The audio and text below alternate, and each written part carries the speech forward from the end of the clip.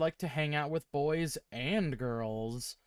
And hey, Shu, I'm gonna tell you about my secret planned marriage with my good friend the Fox Boy, and he's gonna be like, hold on a second, Hinako, that's crazy and stupid. I'm gonna drug you, so maybe you'll reconsider your insane ideas.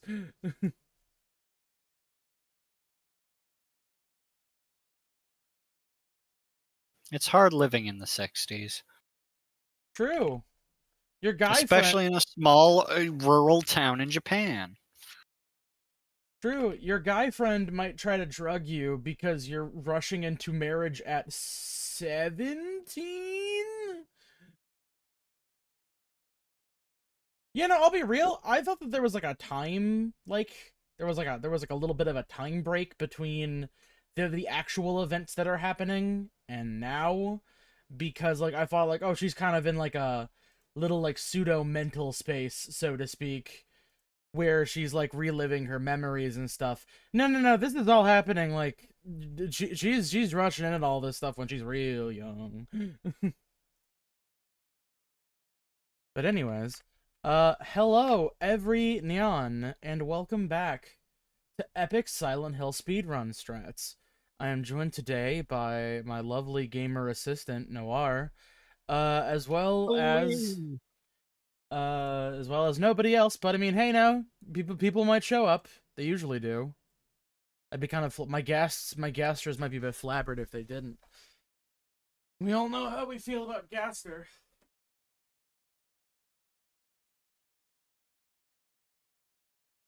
That's trash bucket, and God, I didn't fan my fucking. Oh, hi, Sam. Welcome back. Oh, Every time I go to the store to grab groceries, I'll always take the paper trash bag upstairs with me, and then I'll use it to put my nearby trash in there. This has run into the unfortunate scenario of me just kind of creating more trash bins for myself that I have to sort through later because I don't actually like delineate them like I should. So fun. So yeah, in between yesterday and today, I ran through and I did a couple of things. Number one, the UFO ending is nice and wrapped up. I also, here's a couple of the achievements I got. Opened the shrine, vaulted the shrine path without getting hit. Defeated the giant monster in front of the Chizuruya General Store. Obtained the following documents. Sakuko's diary. Rise up, the space army is coming. Obtained all the following documents. Clinical trial. Obtained all the following documents. Diary of Revenge. Obtained all the hidden Omamori. And obtained all the Omamori available from the Hokura. So I basically just beelined this entire playthrough and traded in as much shit as I could for Omamori. In terms of epic lore, I did make a point to save away basically everything that happened, including a lot of additional like notes and bonus information. So I'll go with that. I'll go over that with all of you rather quickly. I will say a lot of it really is just, dang, I really don't want to be like my mom. One of them, the Scarecrow puzzle had a new set of notes that were insanely more straightforward than any of the other ones where, like, Rinko was fucking with you originally. Now she's just straight up, like, telling, like, her to go, she's straight up telling Hiriko to go fuck herself, basically. Like, she's just going, can you guys stop fucking playing that game? You're all grown up now and you're getting married. Can you fucking leave me alone? I want to go date Shu now. But other than that, there's a lot of stuff about the, silly, goofy, ceremonial stuff, I guess. Sakuko seemingly did not actually die. I was running under the assumption that she had maybe died from a heart attack, but there isn't actually a time gap between, like, when this starts and, like, the whole, like, marriage scenario thing that Hideko is going through, or Hinako rather. Fuck. No, it seems more like the broken heart that Sakuko died from was more because her and Hinako kind of like did everything together a little bit. Like it's when they were like basically they were effectively like attached at the hip. And there was sort of a prevailing feeling of like, you know, maybe I should like, you know, maybe I shouldn't rely too heavily on Hiroko and like kind of live for myself a little bit, because it's not a problem that she's like moving up and on without me, you know, like we're actually like I'm my own person. Yeah, no, they were like planning on like getting boyfriends and getting married together and all that shit. But I see. there's even a direct line in one of the diaries that you get on the NG New Game Plus Plus playthrough, where she goes, "I'm sorry for calling you a traitor."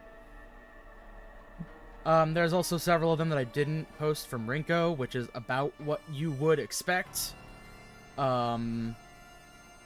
Which is a lot of her kind of like talking more about like how, oh man, I just love like lording over these girls I'm taking care of and I'm treating, and they're like, oh, they're kind of like pets to me. There's actually one where she fucking calls Hinako it, like she's an animal. Damn. But that I think that may have been during the more like emotionally compromised like fake writing that happens during the shrine level, like when you're kind of like learning to let go of your past and all that stuff. There's also there's a thing from like the actual teacher, because Rinko is the class representative for the class, which is like, hey, I'm glad that you're like teaching and like helping out with the students and that kind of stuff, but can you like connect with them like they're like, you know, like your peers?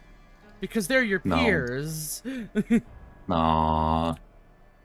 But thankfully, it seems like in the final, like one of the last bits of Rinko's diary that I found, she's like, I recognize that I'm stewing in my own jealousy and I'm a big fucking idiot, and it's actually really bad that I'm so jealous and stupid, and I should have just listened to when Hinako said that her and Shu weren't actually dating, and I could have just asked her what Shu likes and all that stuff. Also, there's a little letter that we found, where I believe, Hinako's mom was talking to a different housewife, about the whole situation with her dad throwing a kitchen knife at Hinako. I will say it is extremely telling that, she was more worried about the fact that it might disfigure Hinako before she has a chance to get married than her husband actually throwing a kitchen knife at her daughter. She's busy doing a lot of pills. Yeah, no, she's doing a lot of pills. Yeah, no, we also got some bits of, like, Hinako's diary this time around in the house puzzle rooms, where it's like you see her kind of, like, fighting with herself a little bit on whether or not this marriage is actually a good thing or not. There was a washing machine flyer, and I don't know why. It wasn't important to any, like, easy mode puzzles or anything like that. There was also like a little letter to Santo asking for a ray gun, and it gave out a little journal. Cute. It gave out a little journal entry about how like the Galactic War stuff is kind of over a little bit. Oh, Hey, Gum. Yeah, there's also like a bit in the diary where it confirms my suspicions about like how the marriage thing was kind of shaping up, where she effectively was like, I'm gonna marry this guy because I do not want to I don't care about Dad's financial issues. I want to marry someone I actually kind of care about a little bit, because this fucking sucks and I hate it. Yeah, I guess that worked. There's a note that I found that seems kind of interesting that I didn't get the rest of, and I didn't find like anywhere else or like any other, like I searched the whole house after I fucking found it, where there was just a page from Mom's diary that says, I still have trouble believing it. How could things turn out this way? And then the rest of the page had been hastily torn off. I think that may have been the same day where the dad threw the knife at Hinako, but I don't know what else. Other than that, there is a series of small cutscenes or like flashbacks inside the house that I did not record, but a lot of them were things that we kind of already knew. Such as like Hinako coming back to her mom, and like Junko and her mom consoling her about like how people make fun of her for hanging out with girls and boys, and how both of them kind of ostracize her for that. There's one bit during that whole thing where, like, as a kid, she's like, I want to be a boy, but, like, based on that dialogue about Shu, I don't think she's like, I never actually minded really being a girl that much. I actually just kind of wanted to, like, I just really want people to, like, you know, take me seriously and, like, respect my decisions and stuff. That's a So I think that was just, like... What's that Persona character? Yeah, it was like an Naoto kind of thing. Well, keep in mind, okay, Yeah. so she said that when she was, like, a little, like, baby child. Like, a little creature. So I don't necessarily think that she, like, fully meant that. It's just, like, I don't want to deal with, like, this, like, weird societal pressure. I just want to hang out with boys because, like, hanging out with boys. Other than that, there was another thing where Hinako told Shu the message about the marriage with Kotayuki, and how that kind of led to him being like, I should drug Hinako. She's clearly not in the right mind, which is not true at all, and a crazy thing to do to your friend. Yeah, that's fucked up no matter what. Sanity. Exceedingly fucked up. But yeah, no. So now we're back to the house again. So this is where I'm at with this is where I'm at again. Also, I made like I actually did find an outfit mod I actually kind of liked. It is now the school uniform, rather than having like a blue tint, has a black tint instead now. Thought it looked cool. The alternate school uniform, rather. It does look good. But yeah, it does no. look good. I'm on Piss Baby Easy mode since we got the game done on hard mode, so we don't really need to worry about anything else anymore. I have 3 kitchen knives, the PP-8001, which is the unique weapon for completing the UFO ending. EP. Oh, so you got the UFO ending. Yes, I put that in the extra stuff from Silent Hill F that I did off screen. You can watch that for yourself, but a lot of it is it is mostly just a little bit. It's a gag bit about like the guys talking about well, now how do we know? You know, I think actually all this is because of aliens. And then there's like a whole like gag bit ensuing, and like I don't know if James show up? Oh, what? Huh? Things change. Does What? James show up? James does not show up, but the dog from Silent Hill 2 is in the spacecraft. Amazing. What? We're rocking... I mean, it's a joke. We are rocking the cursed sacred sword this time around, because that is the criteria for getting ending 3. Now we gotta go talk to myself again. Okay, so let's see. So, question. What exactly, and this is unrelated to Silent Hill in regards to all this, what exactly is Arc Raiders, and why were you complaining about all the guns in that run? Because I went on a night raid, which is a quote-unquote harder raid than normal. It's a game where, like, you basically, like, you have a kit with you, and then if you die during a raid, you lose everything that you brought with you. I went out there with a lot of, like, really cool stuff, because night raids are exceptionally difficult by comparison. And then I went out there, and, like, right as I was about to escape, like, on my fucking, like, I was on, like, my hands and knees, like, about to die, and it's like, I need to go. And I was, like, getting ready to, like, hit the elevator so I could escape. A guy ran up to me and just fucking killed me and took all my shit. Unfortunate. Yeah. Just yoinked all your stuff? Pretty much. Thankfully, I did manage to back out with a blueprint for a gun I didn't have. So that was like a nice little... That was nothing I got to keep. There's like there's safety pouches you can get that allow you to keep certain things even if you do die, basically.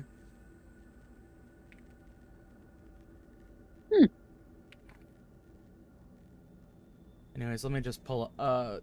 These are the easy puzzles, so I just have a cheat sheet up for all of them.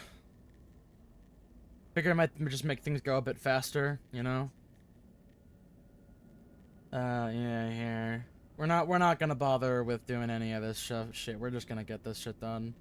Yeah, no, okay. So... Does something go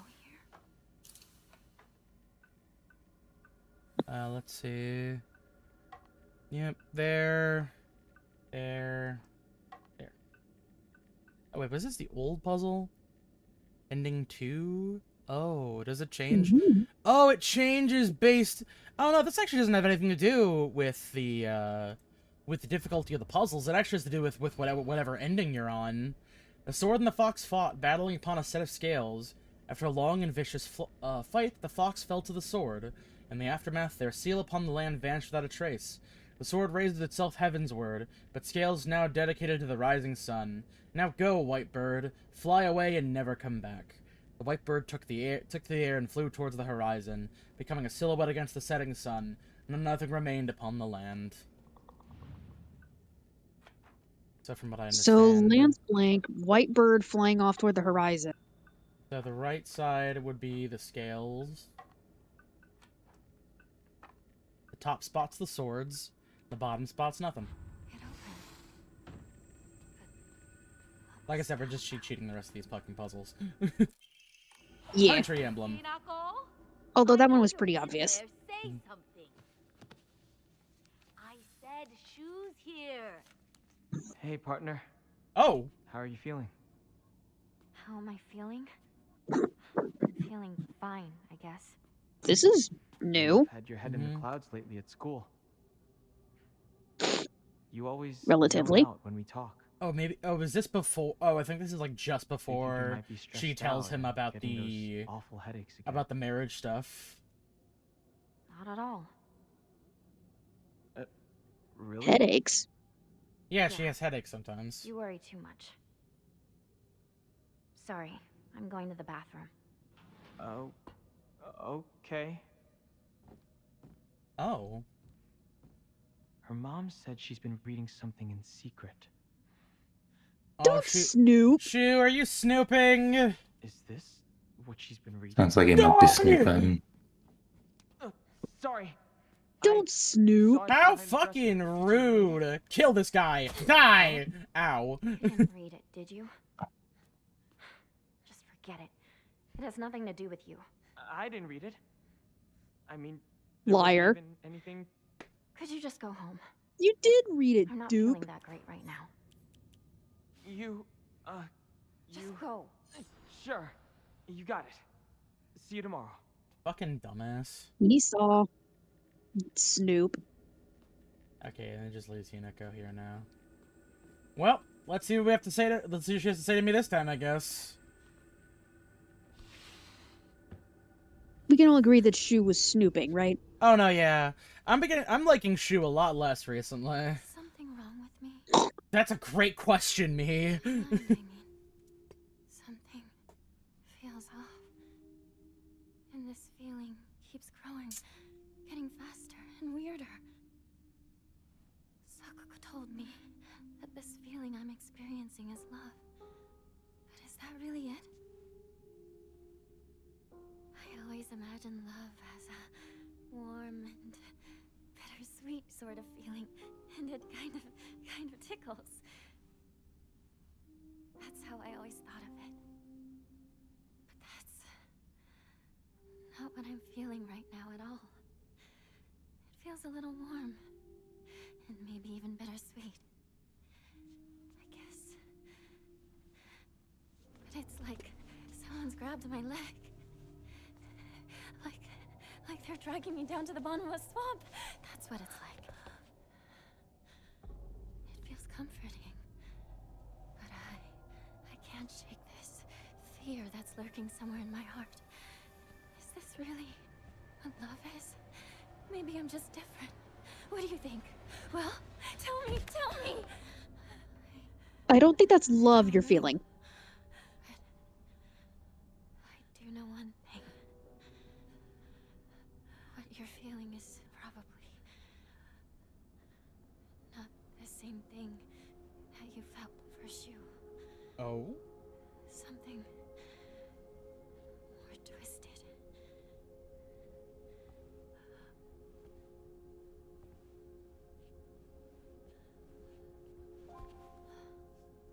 Oh, there's my baby. Well, I guess Come here, baby. both of us are Hinako. But I think one of us has to be wrong.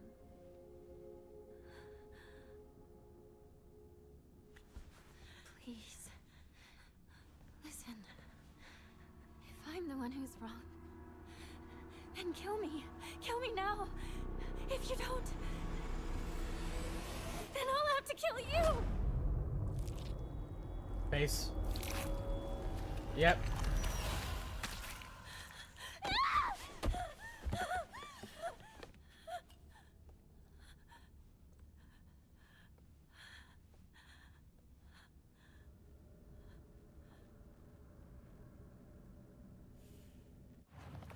Oh, That Shu! definitely took a turn. We've always had this unspoken rule that we shouldn't view each other as boys and girls, so we've always called each other partner growing up. But with time, our bodies slowly developed into that which we rejected. If I start viewing Shu as a man, as the man he's growing into, I feel like our precious relationship will come into an end, and the thought of losing him absolutely petrifies me. Shu's probably starting to have the same thoughts as me, but he still treats me as his partner. I swear that I want to stay by Shu's side as his partner, not in a romantic way either. But at the same time, there's some strange part of me that wants him to acknowledge me as a girl. Ah, okay. Mm. It's starting to make a bit more sense. I once went to see Junko in the hospital when she was pregnant. Her morning sickness was so bad that all she could manage was between vomiting and was groaning. Her hands were rough and chapped, and her face looked as though she had aged decades overnight. When I saw her like that, it was as if the sister that I adored disappeared. This is what marriage does to a woman. It makes you end up like Junko, like Mom. Some women just have really rough morning sickness. Ah, what the fuck, man? Hey, trying to do some introspection here, pal.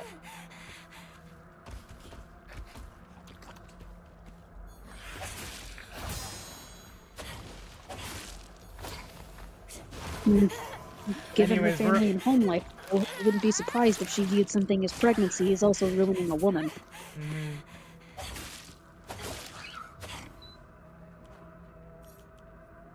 Also here,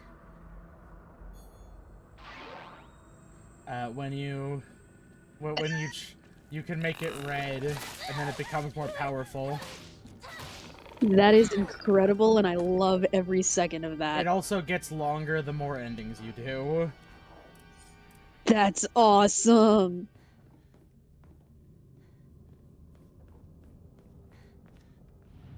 Alright, well, time to go see Mom and Dad again. I Oh know. boy.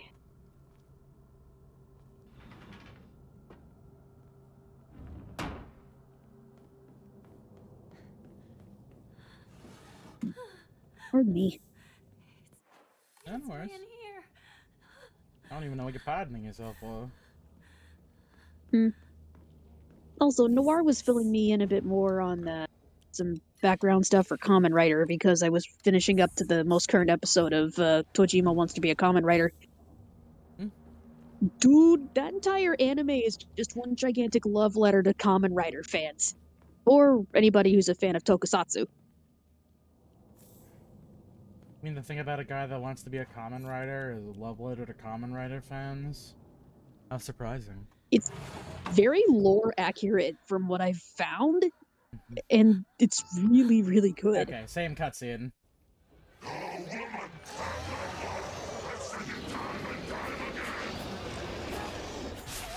Also, Teddy Lloyd is getting a lot of work out of the show. Oh, Teddy Lloyd's doing the music for that one? Fuck. Yeah. It's like every time I turn around, he's doing a remix of some other themes, like the one for Tackle, the one for Kamen Rider. Dude's even... But yeah, it's like every time in the show, Teddy Lloyd is doing a fuck ton of stuff. He even helped do the opening. Wait, you said tackle? Tackle.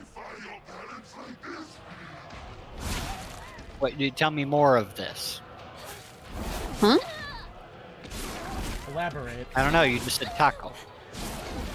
Oh, Ah, but Teddy Lloyd is doing his own original remixes of the themes for Kamen Rider, as well as Tackle. And they're in the show. Oh, okay, so yeah, the tackle. Yeah. Kamen Rider Stronger's partner in crime. Fighting. Orewa strongest.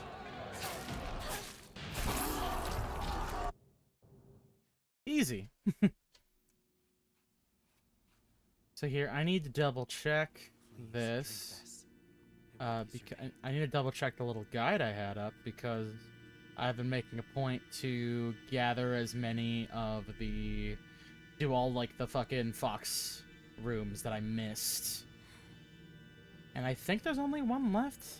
There's one in, so after acquiring the first 2 crests, proceed to the final crest. Proceed to the final crest room with the fox statues. Enter to the east side of the room to open the sealed Inari door, which I think we missed last time. Well, I'm guessing we did, because I didn't get the achievement for opening all the fox rooms. Video games.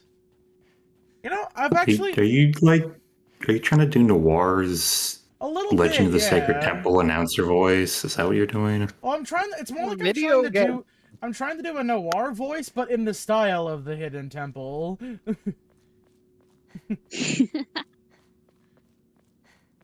The Shrine of the Silver Monkey. Meh. But yeah, no. Thankfully, we got all the Emmas. So we don't gotta worry about that shit anymore. We just gotta fucking. Also, I guess That was a bad deadlock match. Damn. Yeah, hate to see it. Also, I guess, what is it, completing extra levels increases your max Omamori slots, because I can That get seems useful. I can get a 5th slot now. Admittedly, I'm gonna be focusing more on, finishing maxing out, because the achievement is for maxing out stamina, health, and sanity, as opposed to Omamori slots. So we will be making sure to max that one out. So I also will be having a cheat sheet open for this one because there's an achievement for never messing up on this puzzle once. So I'm not taking any risks. Yeah, no. Nifty. What a lively looking painting. What a painting looking lively. Actually, as a bit of a thing for Tojima wants to be a Kamen Rider, I should elaborate. It's not it's the Showa era, not the Heisei era. Yeah, the classic Kamen Riders. Yeah, classic Kamen Rider. Not Deno, not Kabuto, or those are the only 2 This Kamen isn't Riders even Kuga. fucking know. I only fucking know Deno and Don't watch Kabuto. That's the only Kamen Not Riders watch I know. and like any Kamen Riders beyond the ones Robot is shown. I know about like Shin Kamen Rider, I know about the Candy guy, but other than that, I'm good. I know his name is Gab. I just want Gabu. I just want to call him the Candy guy. You mean Deneb? Is his name Deneb? It's Deneb. I think he means Kamen Rider Gav. Yeah. I thought his name was Gav, but that just might be what his Kamen Rider name is. I don't remember what his real name is. Well, no, it's Gav, but it sounds like it's like Gabu, like gum, a little bit. Hold on a second, my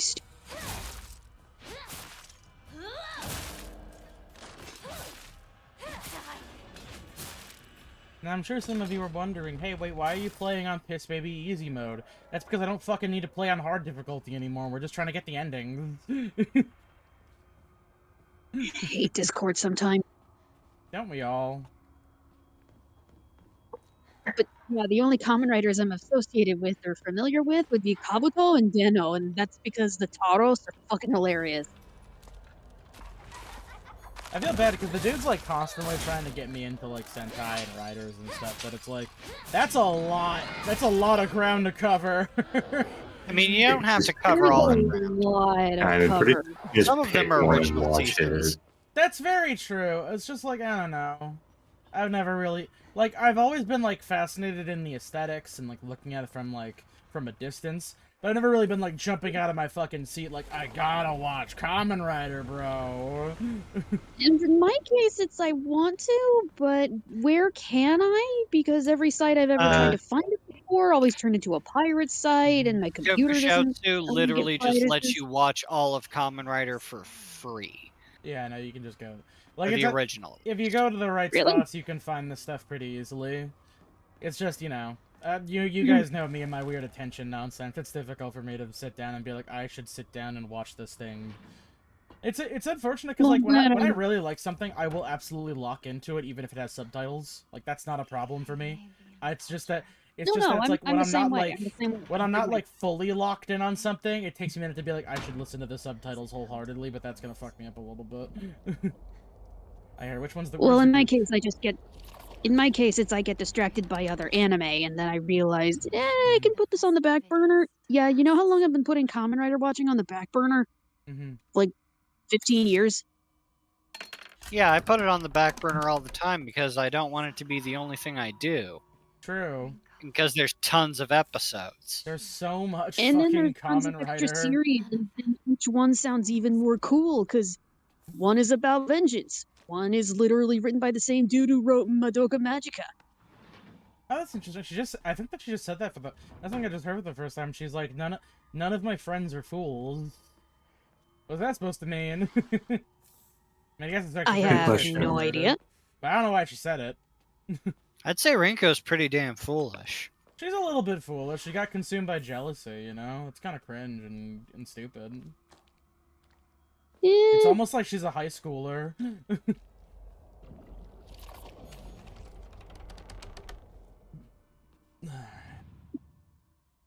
Where's the fucking arrow? There we go. Whether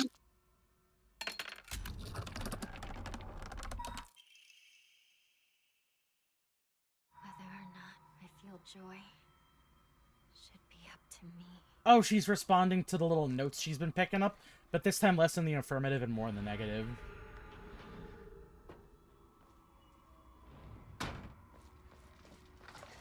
She's not rejecting her friends anymore. Incredible.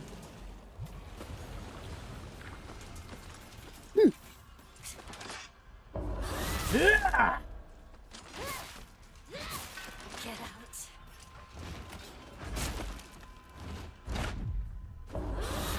Ah, fuck.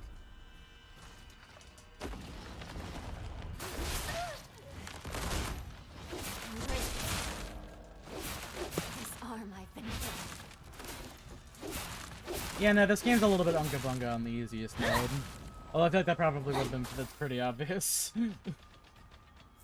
You mean this action game is really when it's really easy is not particularly complicated? I know.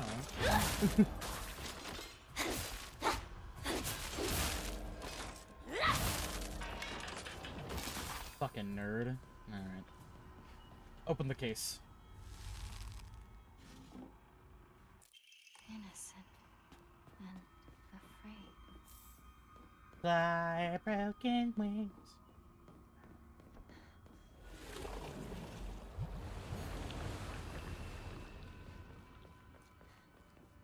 So, yeah. Kamen Rider lore aside, I think the anime is really great. Yeah. Teddy Lloyd does an awesome job with the soundtrack, and there's a lot of connection between older generations of fans connecting with newer fans. Good old Teddy Lloyd. The Tedster. Well, assisting with the opening theme is also one of my favorite. Here's the Inari door. That's it. Yeah, That's it's all one the of rooms. there you go. Is one of my favorite YouTube Letter singers with pressed / flower. There used to be nothing I hated more than in the world than being forced to live as a proper girl. But when I think of you, I start to wonder if maybe, just maybe, there was a reason I was born a girl. I hope these feelings will reach you, like dandelion seeds carried on the wind. I believe I'm guessing it's something she wrote Kotoyuki? Oh, here we go. Hinako, Hinako, Hinako. There's a day that goes by when I don't think of you. Hinako, Hinako, Hinako. How much more beautiful have you become? Oh, you're taking all of my all my thoughts. I can't tell whether you're a goddess or a demon. Whenever I close my eyes, all I see is you. I haven't gotten a wink of sleep in days. I keep doubting my own sanity. You're the only one who can save me from this sweet yet wretched hell. You're so precious to me, so lovely, but I can't forgive you for putting me through all this heartache. Hinako, Hinako, Hinako, Hinako. Okay, so I think I was right in saying he's a little bit obsessive over Hinako. I mean, I can't tell if that's him being unhealthy or if that's him being cringe. Mandate of the Clan? A living sacrifice shall be offered every 8 years, for nothing else can quell the wrath which dwells in the waters deep. She shall be a maiden, fair and pure of heart, and the blood which flows through her veins shall be that which has been blessed by the stars and is beloved by fate. Let it be known that only the most suitable sacrifice shall quench the being's vicious thirst. The duty of finding such a sacrifice shall fall upon the head of this house. Okay, so I've had two possible interpretations for like the stuff talking about like how like the rare, valuable, precious maiden. Oh, hold on a second. I'm embarrassed that I, a boy, was rescued by a girl, but I can't ever forget I can't forget her face. She's all I think about. I can't even focus on my studies. The one thing I do know is that I can't talk to my mother about this. I wonder if I can run into her again if I hang around outside. Her name is Shimizu Hinako. If I find her, I want to call her name and see her turn my way. I want Hinako. I need her. I need her! I want to hold her in my arms. I'll make her my wife so she'll be mine forever and ever. I'll be able to do anything I want when I'm with her. That's what my mother said. If I become the heir, then I can make Hinako my wife. Oh, now I'm getting into here. Damn, like he got on that obsession train when he was like a Way little too baby, early, a way little too like fast, baby and child. way too damn quick. It's Like, almost like he's possessed. I mean, that was like part of the quote unquote ritualification, like the fox boy curse thing that they were talking about before. It's probably why he's represented as a fox spirit in the thing. Oh, I don't need any of that. I wouldn't be surprised if he actually was possessed I or don't something. think he's literally. I don't think any of this is literal, Colin. I think Except the drugs. The drugs were literal. The drugs are literal. I think that a lot of this stuff about, like, the rare, valuable, powerful maiden and the stuff about his clan or whatever is actually more just, like, him rationalizing his infatuation with Hinako, rather than it actually being a thing. Rejoice, smile, serve, obey. For every last drop of blood shall be sacrificed. We get it already. Oh, blue eyes. Yeah, alright. I don't wanna be here anymore. I wanna go home and jack off. Ow, the letters again.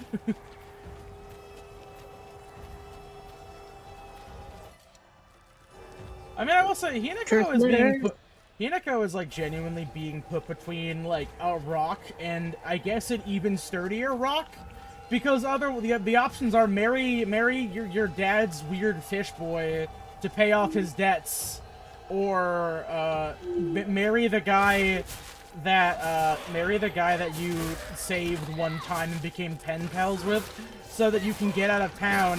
But also he's insane and possessive of you, so you're gonna become your mother.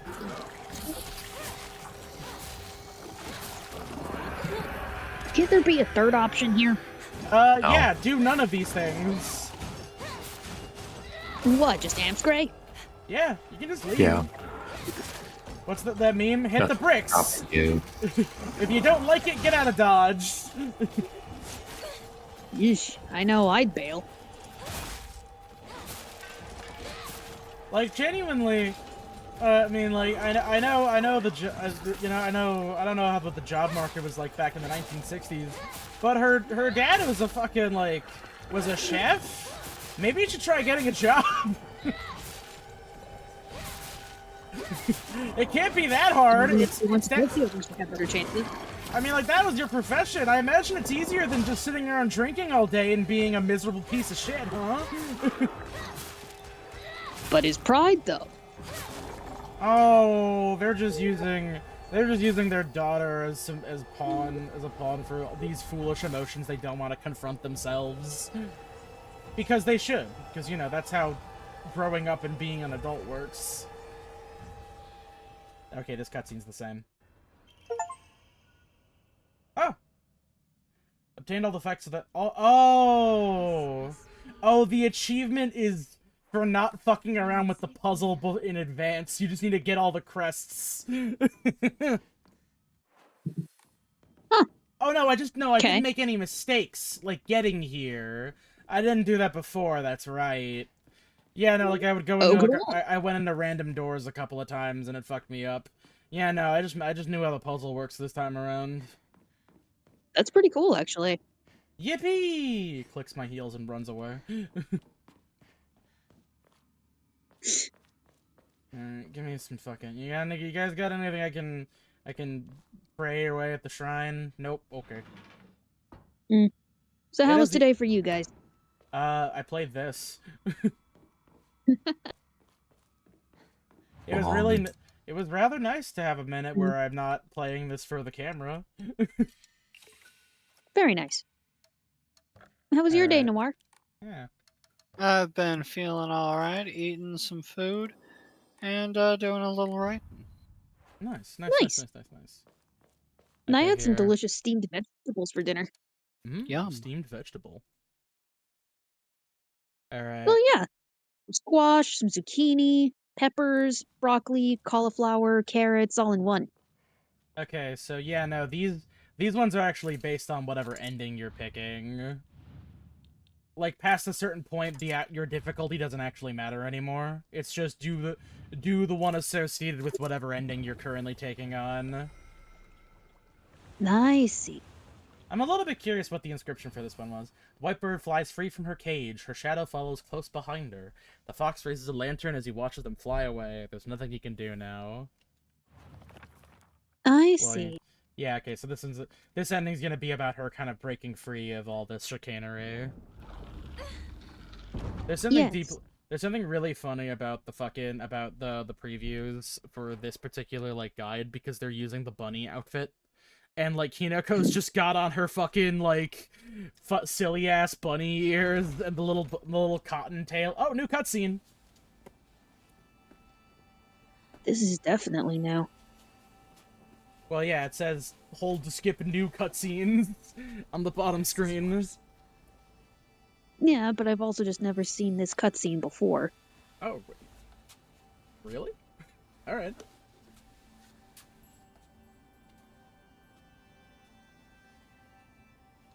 Now you as well.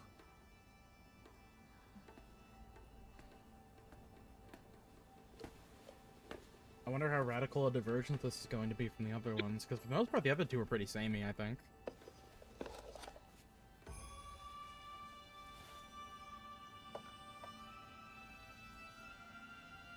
My wedding band.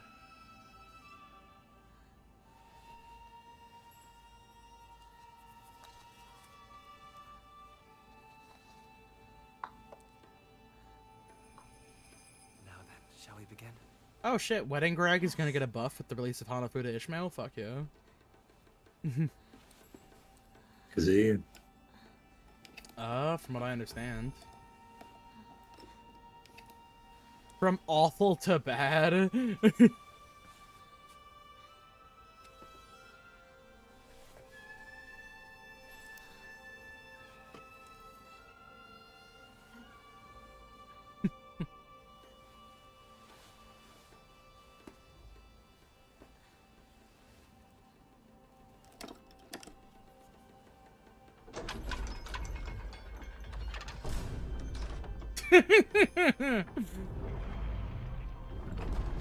This is the final rite. You have done well to accompany me this far. It's because of you that I made it here. Soon, all will be complete. Okay, this part's the same. Yes.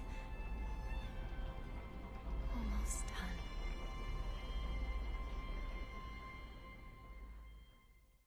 done. Ah, flashbang. Wake up in the morning, feeling pretty shitty.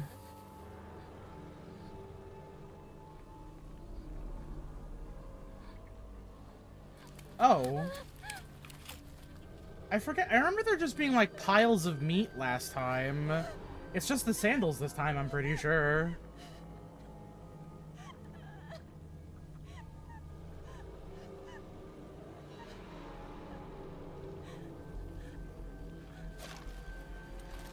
Alright, cool. So next time I just have to worry about the notes I didn't get. Collections-wise. Took everything. You took everything.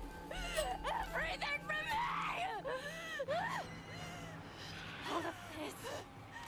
All of this is your fault!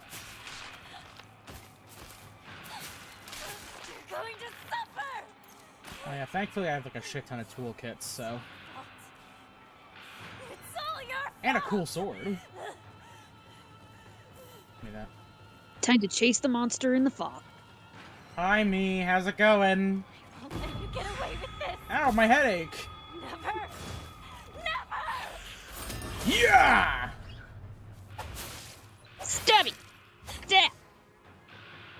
Yeah, no, since we're on a lower difficulty, most guys will go down pretty quick, thankfully. Nobody fucks with us.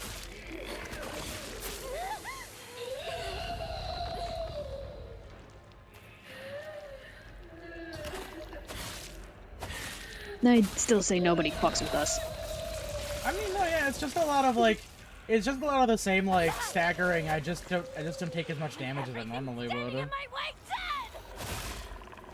I mean, like, I think there's actually an Omamori I picked up that I think there's an Omamori that I picked up that just kind of like it removes a lot of like the hit stun I take from getting hit by stuff. It just makes it so that I take more damage as a direct result. Nice. For the sake of these, though, I just have my kit the same as it always has been. Same as it ever was? Yeah, I mean, like, you know, not really much strategy to do anymore. Eh. Nothing's gonna be as fucking difficult as that last one we did. Yeah, here, do I have anything I can enshrine? I got some Yokon. Any chance? No. It's okay. I'll still, unfortunately, I can't quite, like, just I can't epic speed run my way through everything, because I need to, like, pick up a bunch of extra shit so that way I can give it to the shrine so I can finish leveling up my shit. Ah! It is kind of funny because, like, since these fucking things don't do nearly as much damage when they command grab me, the screen, it doesn't make it seem as bad because the screen, like, doesn't fill up with as much blood.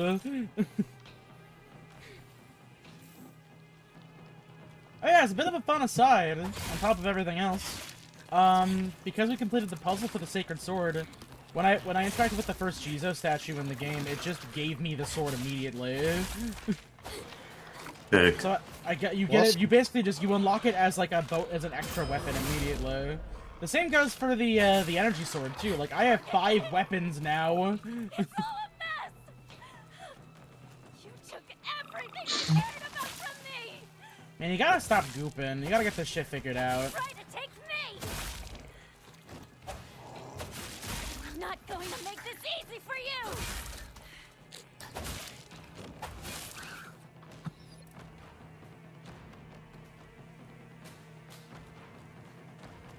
Give it back.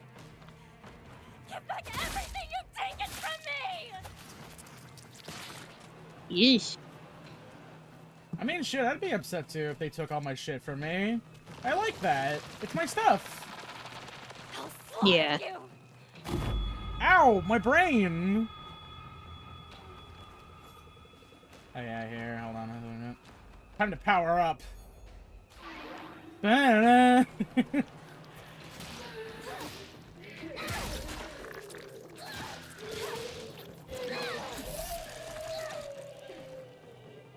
Grah, I love easy mode. Ah! No. No. Leave my town alone. I don't need any of that. Give me that chocolate. Yosh. Alright. Hooray. Give me some extra stamina, you know? Fuck it.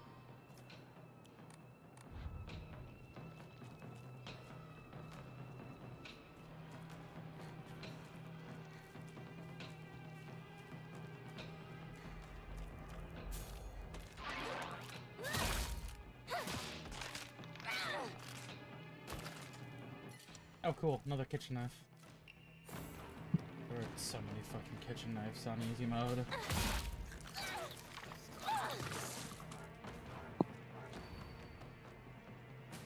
Yep. Won't end up like this. Ever.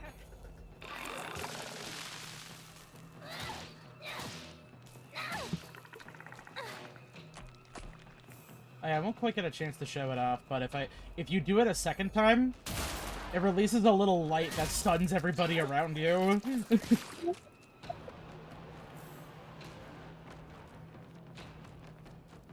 Unfortunately, it doesn't re-up the, It doesn't re-up the sword duration, though. Also takes a little bit of your sanity whenever you do it, but it's not like that's really that big of an issue.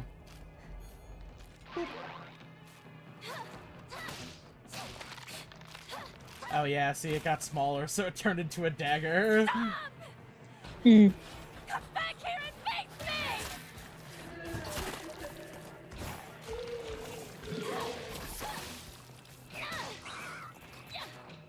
I'll just get the sword out.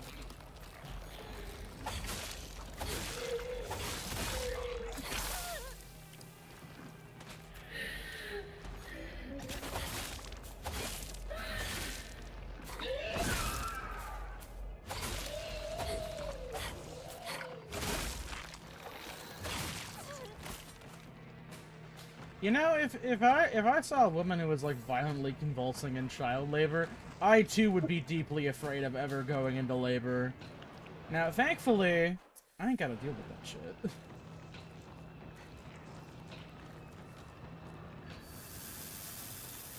Ooh. Okay, this cutscene's the same. This cutscene is also the same. Oh my! She Fine truly feathers is a make vision. fine birds. You are ill fit for this clan. Welcome. May you find peace in the days ahead.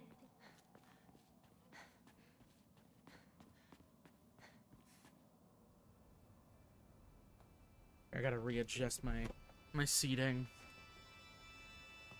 My ass pillow is uncomfortable. On a functional level, that completely invalidates the purpose of the ass pillow.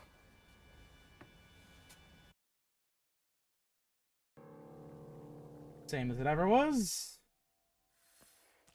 Go home. It's beautiful. What's up, doll? If not for your futile efforts, no one would have been hurt.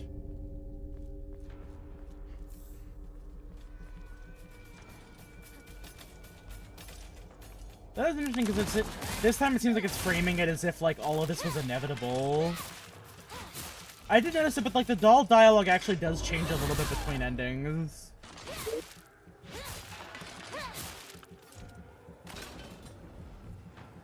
Here, give me that juice.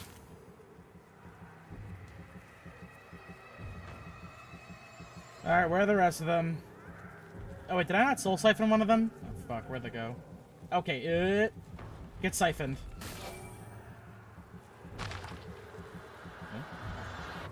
Do Rock. not get in my way.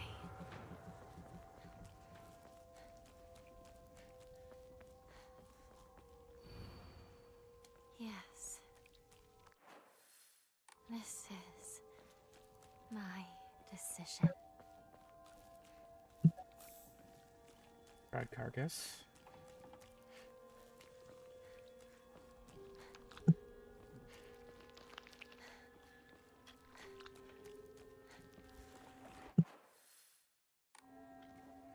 Also, I guess they do actually count the, they do count, not the UFO ending, but your first run as one of the 2 endings required to get the quote-unquote good ending. But you know what, we're just doing this for the sake of the game, for the love of the game. You still resist? How pointless. Damn, okay, evil fucked up doll this time around.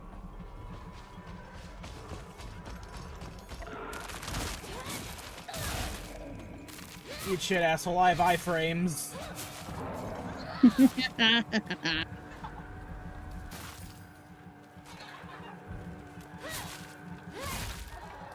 Yep. Yep. Fucking hate this enemy type. It's so bad.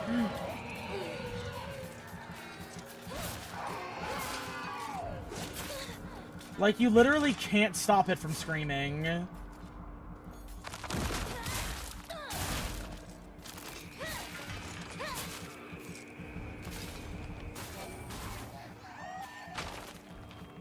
yeah, that's right. Soul Siphon works in a radius. I forgot about that. To go home. Shit, I guess.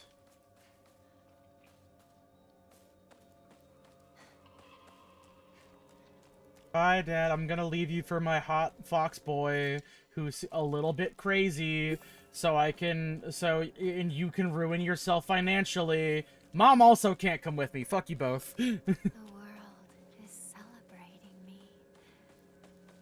I should go see my parents. Wait, that's right. I have, like, no reason to actually quarrel with any of you.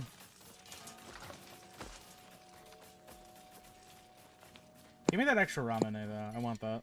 I want my juice. Not for drinking, of course. I just want to fucking pray it.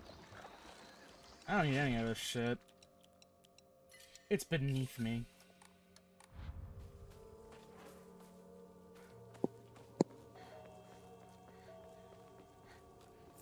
Chocolate. You know what that is? That's more enshrining material, baby!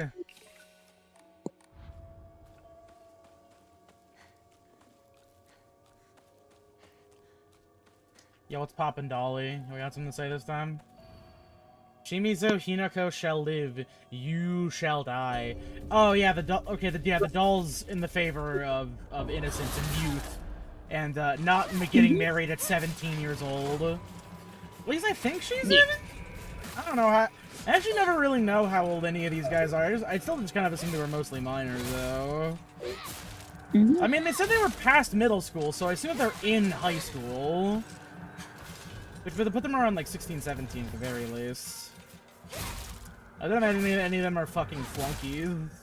So they're probably not in the 18 to 19 range.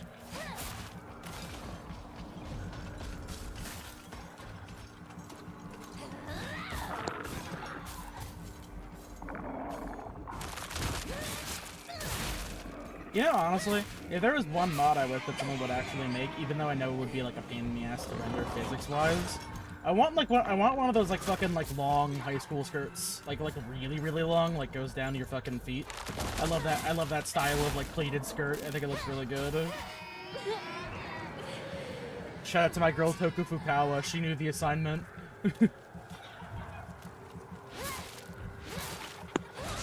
Ow, my bones. Man, oh my god. You know what? Fuck all of you. Ugh!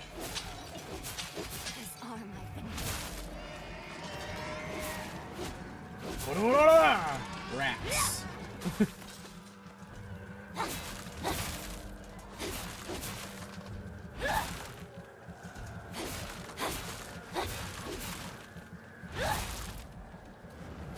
Bunga, bunga, bunga. Get out. Almost there. Almost home.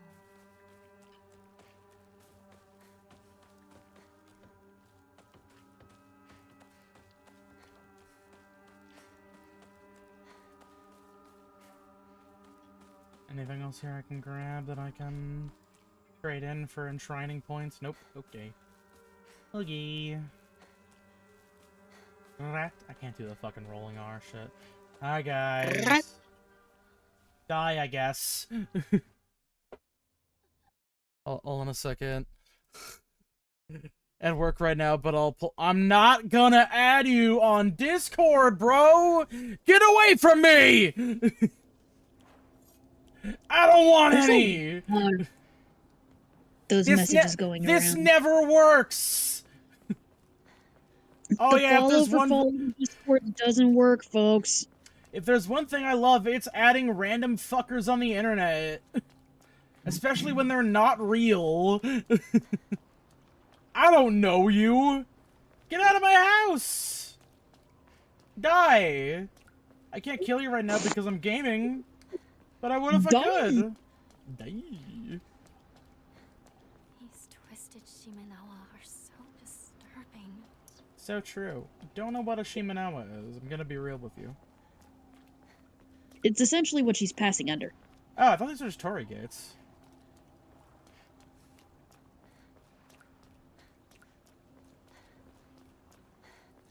mean, I guess Shimenawa could just be the actual term for Torii Gate is like a whole thing. I don't know. They're also called Tengu's chair. Oh. Thank you for helping me. Because of you, I'm finally awake.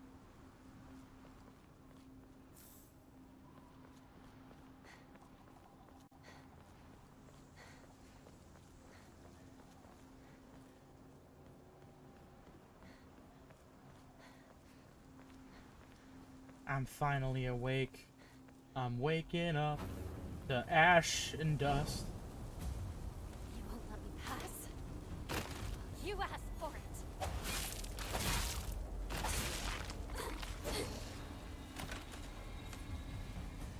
I also realized, this is back on the anime thing, I also realized, if I'm enjoying this much, is this what Samurai Flamenco is like? Mm-hmm.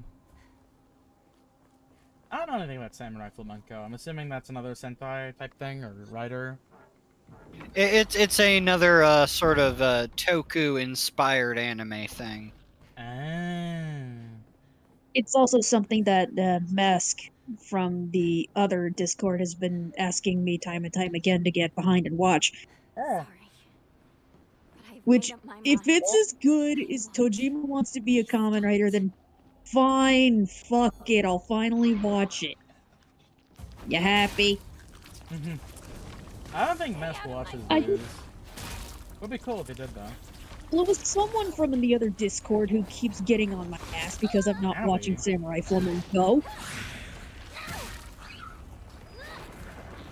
I just can't remember who. I don't know if it's Mask or Stills. It's someone, alright. It's somebody because they still get on my ass about it.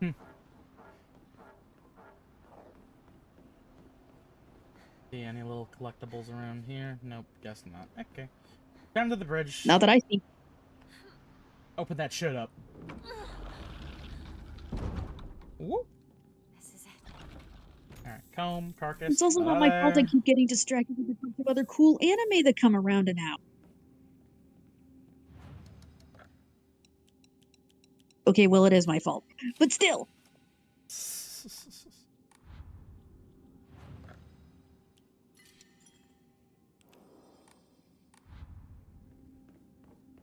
Alright, well. I mean, I didn't really expect I was gonna be finishing, like, leveling up all my shit this time around anyway. Nah, not really. Alright, cross the bridge. Seriously, there's Ranma. There's Spy Family. There's that new Trigun show that everybody tells me is the bitch tits. I need to watch the first part of that new that Trigun show, actually. The CGI one? Oh yeah, they're both the CGI ones. Good point. Mm-hmm. Then people tell me To Your Eternity is actually okay. Mm-hmm. Then there's also that new isekai schlock I wanted to watch. Yo, I love watching slop. Let's go. In There's another just something world, but I'm a inherently woman, and I also have 999,000 stats. And I'm also the Demon Lord. And I'm also Cyberpunk. I don't know. Fuck you. Well, recently it's more of I've been reincarnated as a villainess into another world, but with a twist. And if not that, it's the faux isekai of Okay, I was kicked out of the same heroes cutscene. party, so now I get to be OP and kick their asses. Mm-hmm. We Which don't there's a respect lot you. of things coming out recently. You see, we don't actually respect you, and we want you to leave the party. Okay. Actually, immediately leaves and gets infinitely better stats like a boss. Exactly. Okay, this cutscene's new. Confirmed. Real. Real confirmed. Even now, you still can't accept the inevitable? I don't know what you look so tired for, Hinako. This was a fucking cakewalk for you. Shouldn't I fight for my life? I want to live. Is that so wrong? I have the right to exist. I understand how you feel. It's unsettling, terrifying even, but you can do this. You can overcome this.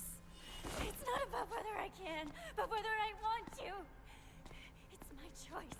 It's not for anyone else. It's too late for that. It's far too late. Whoa! Is this? Tokyo Amugidas! World, I guess. Tokyo will tomorrow. This is the power of my stance.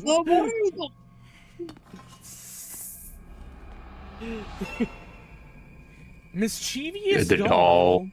The doll's doing something. Cheap trick. Fucked up Burn and those evil. papers.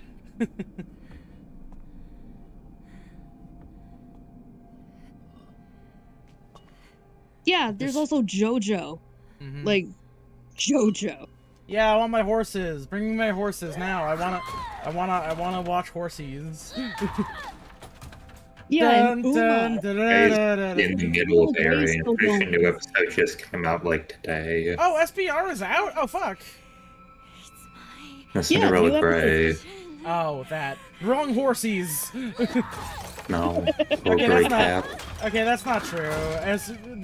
Those are always the correct horses as well. I actually do need to start watching Cinderella Grey. I can't wait for the fucking URA Tactical Squad to be animated. Apparently, Need the to animation finish for the pretty derpy series yet. stellar. I think, Just I mean, destroys from what I can Walter. gather, you can kind of just kind of dip around and watch whatever the fuck you want to. Alright, the Curse of Ra, once again. Are you Let's sure it's see. Raw? So what's No. the unique boss fight this time around? I'm curious. Hey, what's up? You. I thought I killed It's you. yourself. Don't you dare try to interfere now. It's too late. I thought we... Oh, okay. We're on too late now? Not too late. Or too early. It's actually just right. This is my choice. My decision. No, it's not. This is my choice. And what I decided was, I want a new life. And I want you gone. Shut up. I already decided. Letting my... do you either want to want you A, gone. let your intrusive thoughts win, B, back to being let your Susie intrusive Minako. thoughts win, C, take drugs? Okay, are we doing the first boss again? Okay, there we go. First boss again.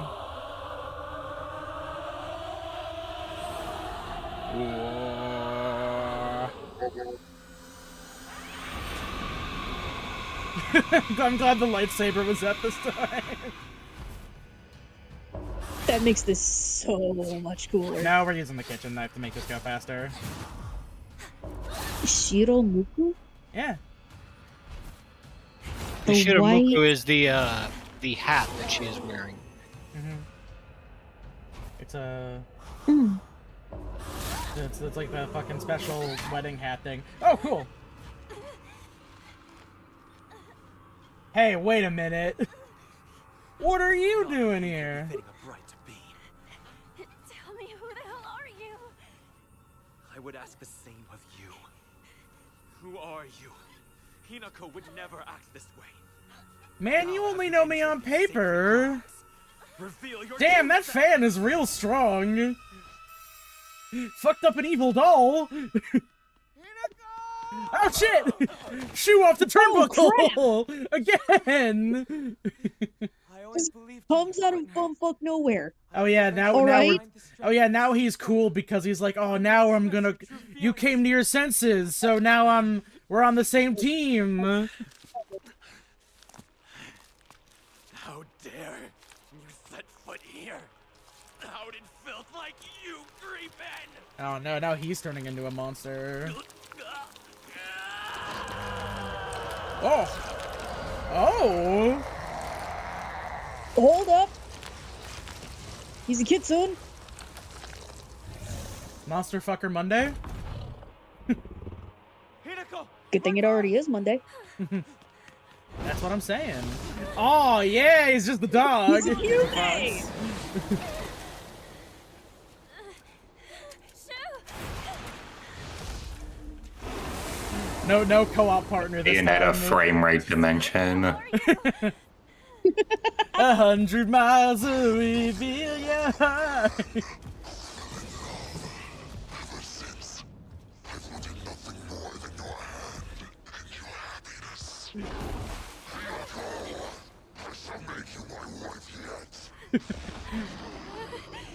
Damn, bro, that's crazy to me.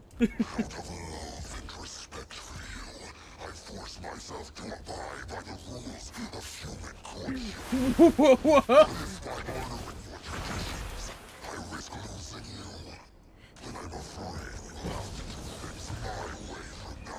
Oh no!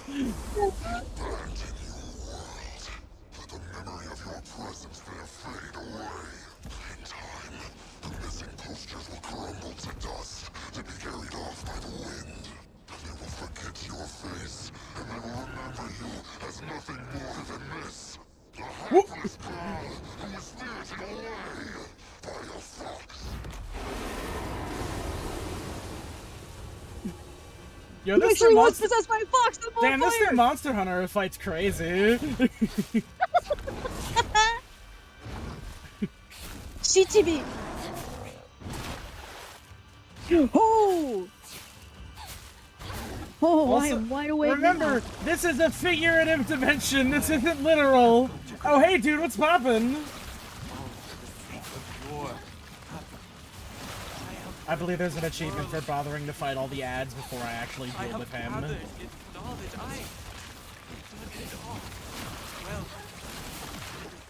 reputation.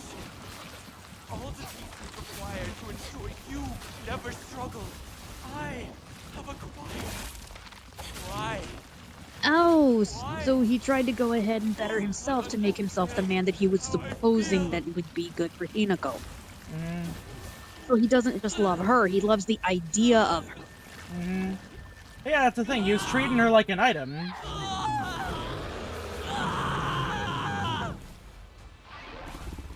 It's not my job to fix your fucking weird obsession with me, man. Go to 1960s therapy. This is really hitting close to home for me for some reason. I know. I remember hearing about that shit you had to deal with. That was nutty. God damn. Yep. Use the same lines and everything.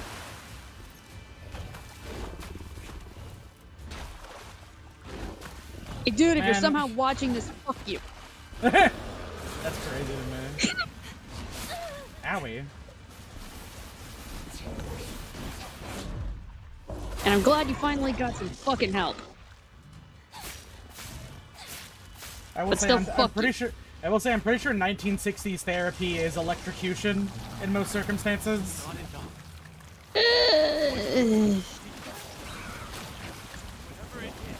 The jury was out.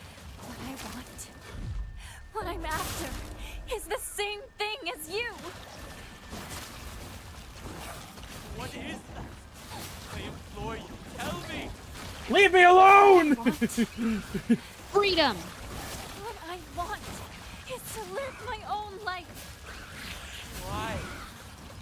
Oh, it got cut off. That's the line I remember seeing a clip of. To be able to spread my wings and fly wherever I go. And I saw a guy on 4chan clip that and go, legitimately, what did she mean by this? Like, are you that dense? What did she mean Does by that? literacy in media elude you, sir? Have you never seen bird imagery before? No. That's a bird. Birds aren't Have real. you never read my Angelou? Yeah, have you never read Maya Angelou? No, what's a bird? The kitsune's getting less bloody. Yeah. And devoted yourself to pursuing me. I too want to devote myself to living my own life. I'm still not getting married to Fish Boy, though. I think he is Fish Boy. No, he's not Fish Boy. The dad wouldn't be so upset about you getting married if he wasn't Something Fish I Boy. decide. It's not something given to me by anyone else. This is how it ends. What? Okay, cool. Defeated all summoned monsters before putting an end to him.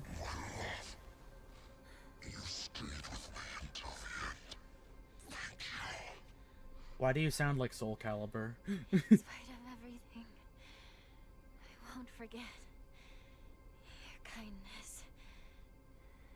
So thank you for everything. That truly was the thematic resolution chamber. Hinako! Over here! Hurry! Go now.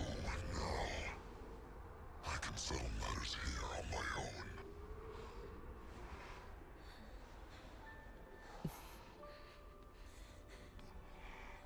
Now, chat, to all the monster fuckers out there, this isn't for anybody over here. This is for you, the viewer. Does him being able to turn into a fox make it better or worse? Vote now with your phones. I suggest you leave. Yes. Monster after all, and won't hesitate to consume you if given the chance. Bro, I'll still kill you. Comrade. No, but that's the problem. Both of these situations still fucking suck because she was also an asshole. Everybody but Hinako sucks here. It's better than somebody being super squeaky clean. Oh, here's But at the same fucking... time, Oh, this is the Die song. Listen to this. This is some Umineko ass music. it really is. Mm-hmm.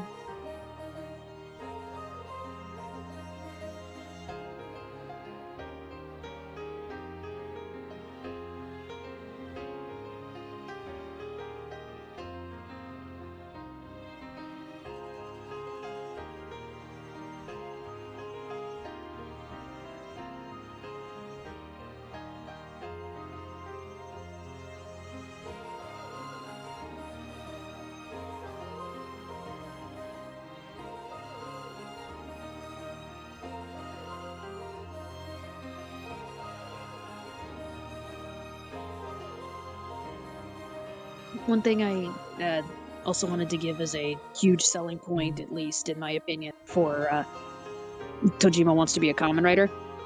Mm-hmm. Tackle's got huge tits. Okay. But, yeah, no.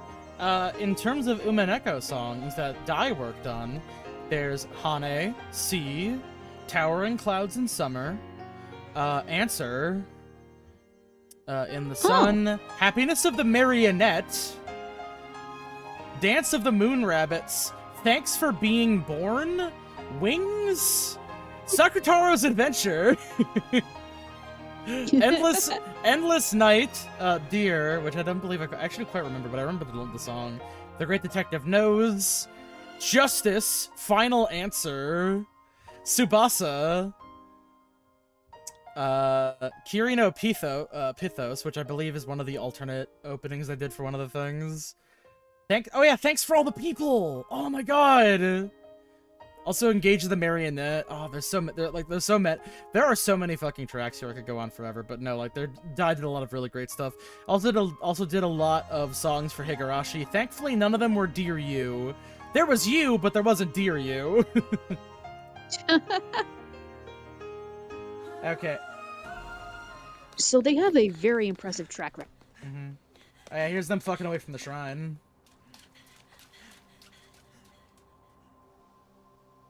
Okay, so what's the malicious evil twist of this ending?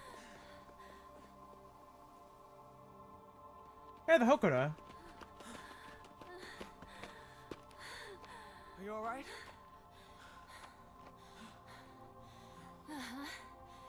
Thank you, Shu. If you hadn't come to help, I wouldn't have been brave enough to go on. That's not it. That's the opposite of why I decided to help you. Huh? Because you showed so much courage. It took me way too long to find that courage, though. I caused everyone so much trouble.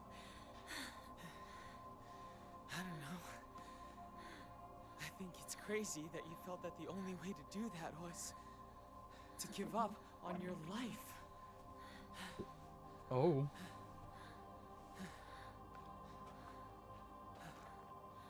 Thank you,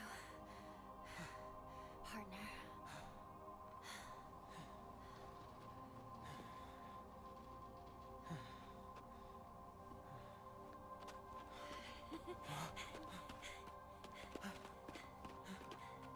You know, you look really weird in a tie.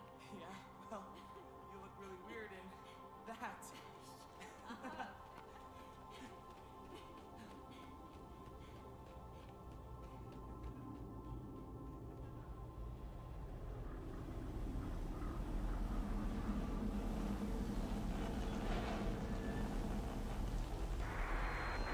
Geysers have begun to reach approximately 50 meters in height, and over the past 3 weeks have shown no signs of letting up. Water temperatures and concentration levels of the accompanying hydrogen sulfide gas continue to increase dramatically, and the fire has spread to even this location. All residents of Evisagalica have been ordered to evacuate. Earlier we spoke with the head of the Interesting. So the answer is that going back to town means you have to deal with Higurashi.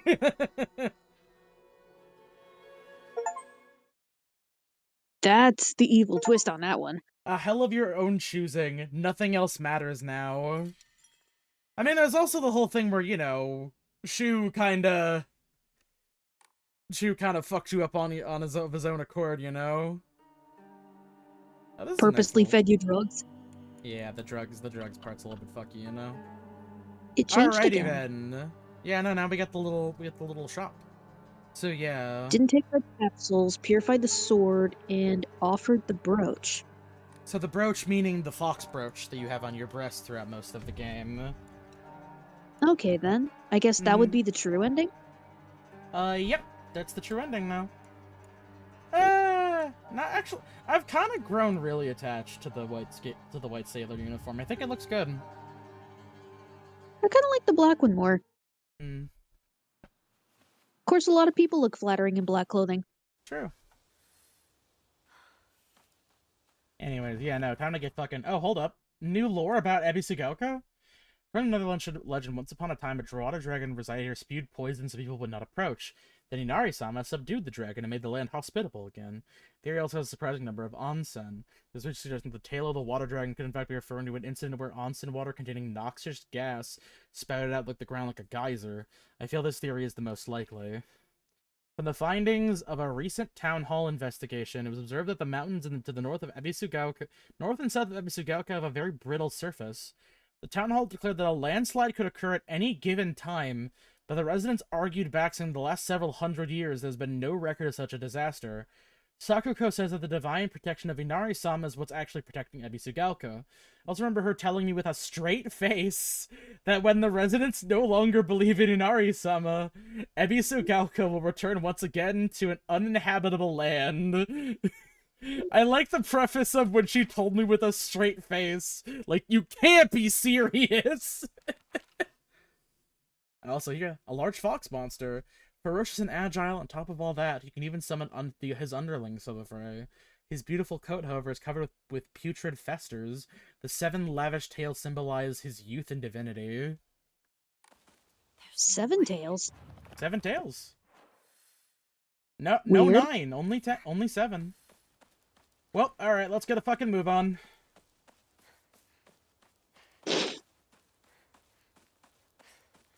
And the madness continues. Yeah, no. We just gotta fucking hoof it. But yeah, no, feel free to fucking... Until...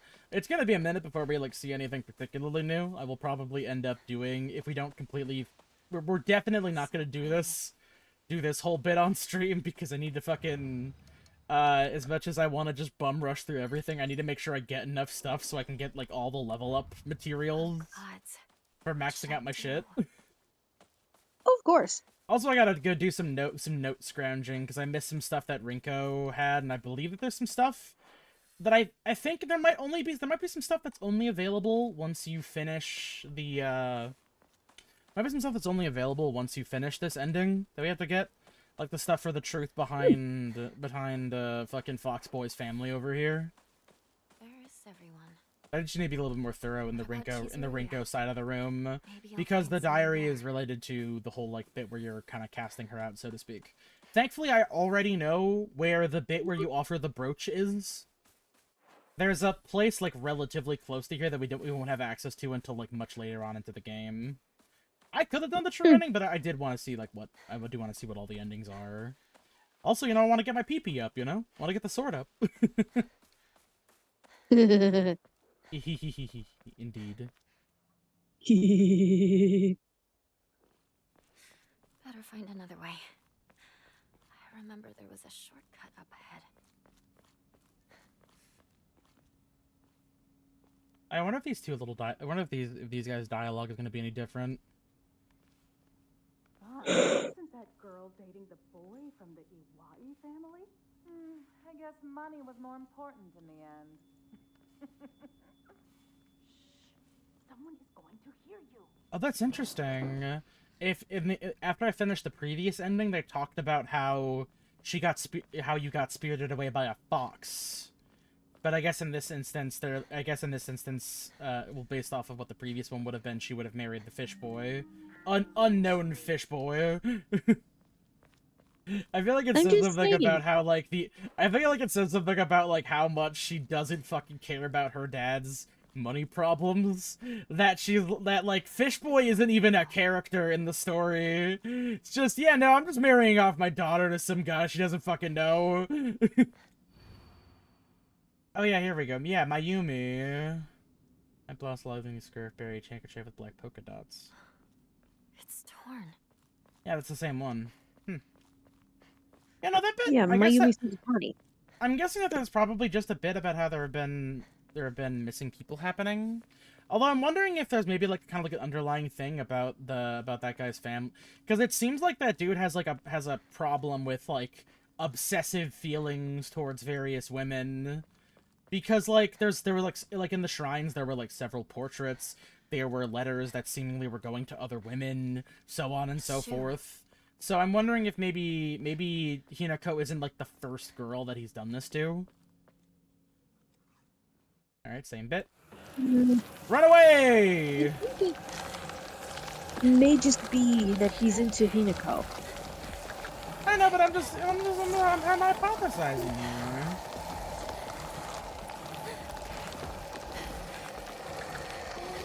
Look, it's like Wizards of Waverly Place. Everything is not as it seems, Con. I suppose. This isn't just a dream world of magic. It's this is a slightly more real scenario than you'd expect.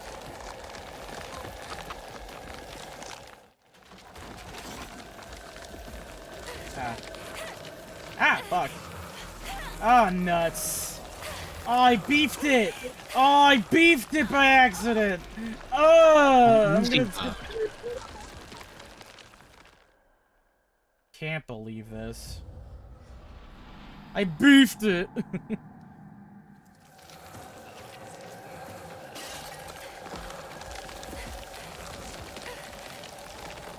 Yeah, I feel the need to mention that Dai made a song for Higurashi called Air Pizz, like P-I-Z-Z. I just think that's great, personally.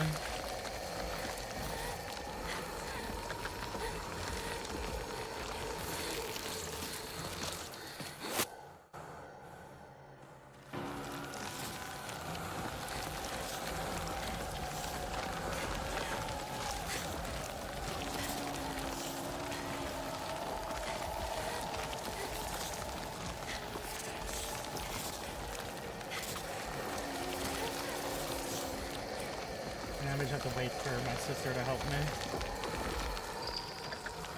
Hina, don't give up.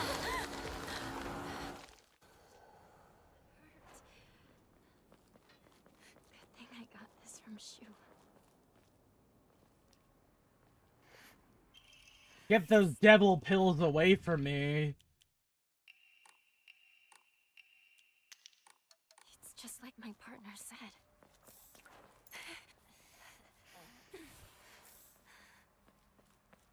What is this place?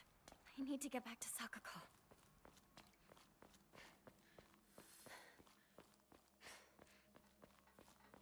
Also, as it turns out, that little radio thing underneath this one building around here was actually a bit about the UFO ending. There are apparently several radio broadcasts for the UFO ending that you can find. We just usually that one's just the closest.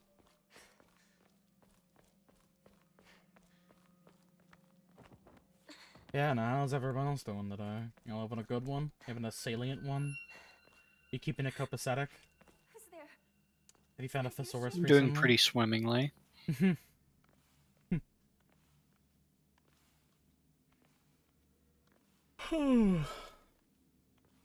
All things considered, this definitely shoots up to be like one of my favorite Silent Hill games because it's the only one that I've bothered to play more than once. I don't think that's playing Silent Hill 2 and then playing the Silent Hill 2 remake counts.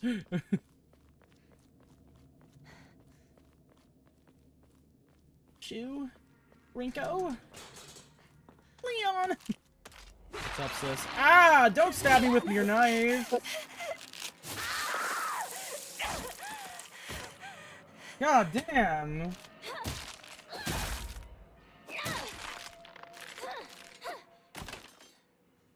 Bitch.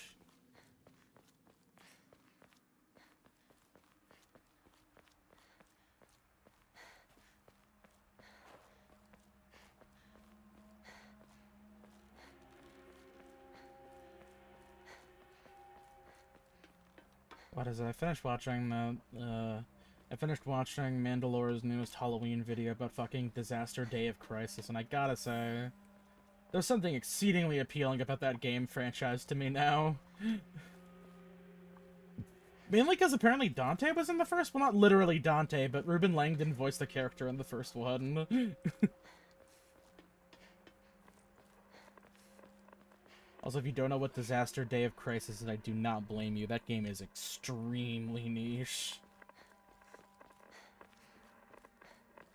Oh, some Yukon? Yeah, that's the fucking radio station for the UFO ending.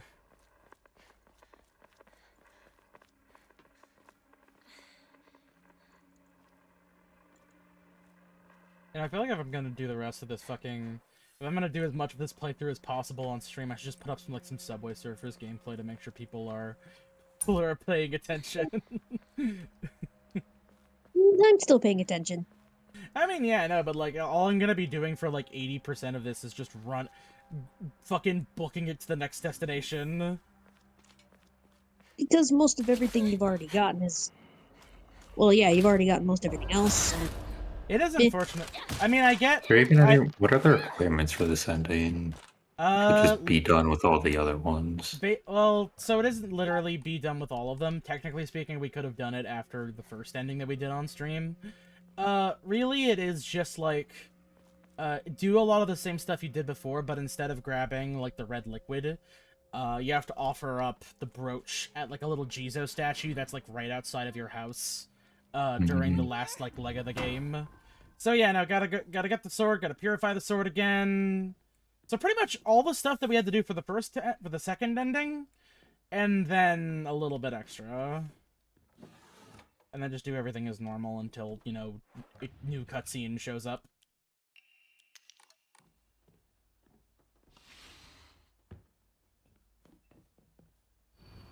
That is rather... I guess that's the more unfortunate angle of this, because it's like... I mean, I get that you can... If you're quick about it and you're just playing it on the easiest mode, you can kind of just, like, beeline through a lot of this and get it done within, like, an hour or so. But, you know... It would have been nice if you could, like, make multiple save files, so that way you can just jump back to where the ending point is. And thankfully I don't really mind playing through this game again, because I've grown exceedingly fond of the combat, and I'm not just saying that because I'm playing on fucking easy mode. Like, there's actually something that's, like, deeply endearing about the whole process to me. I think that they've managed to strike a pretty good balance with with like having to manage all of your weapons and like learning the mechanics so you can actually deal with things a little bit more effectively. The only problem is that you kind of lose that once you finish the hardest difficulty mode. Because, like, you know, after that there's not really much incentive to get any better at the game. And then you're just kind of like, you're just kind of you're beeline bursting your way to the fucking end of the game.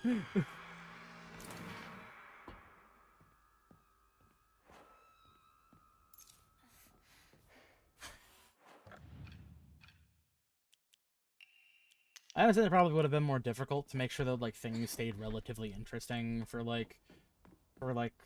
4 entire playthroughs. But honestly, I would have just had story mode be the only option on the first time around, and then had hard mode be unlocked afterwards. And then just maybe make story mode a little bit more difficult.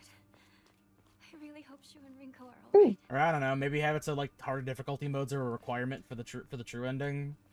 I mean, not for all of them. I would say maybe have it so it's like you have to play hard mode for like endings 2 and 3, and then you have to do hard mode for the final ending. So that way, like the last run around is like actually like a proper test of your skills.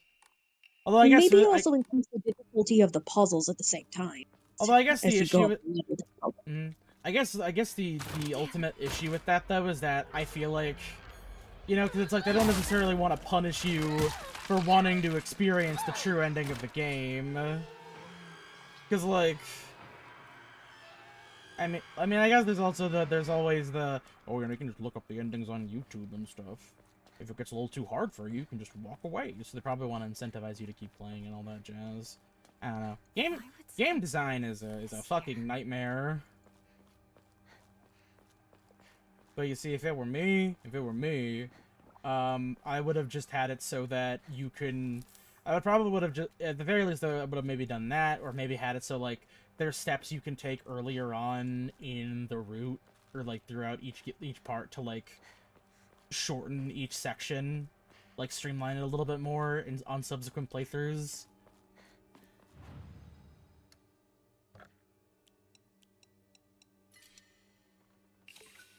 So that way it's a bit like it's a bit 9S's run of Nier Automata, where it's like there's like certain bits where the game will just like jump ahead in time basically to compensate for whatever it is, for like whatever he was or wasn't doing at the time. So that way it's not like a full playthrough of the game again.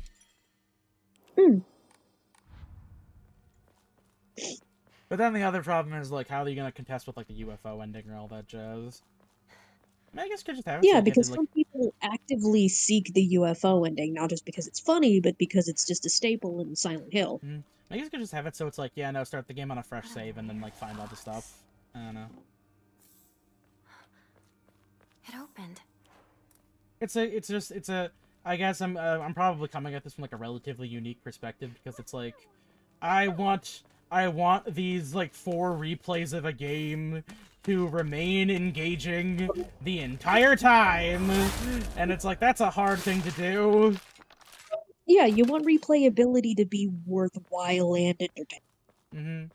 I mean, like, thankfully, I mean, like, it's a problem that like the first Nier has to deal with a little bit, because it's like you do gotta run, like, you have to play through the game at least 3 times to get, well, like, okay, the second half of the game at least 3 times in order to get all the endings.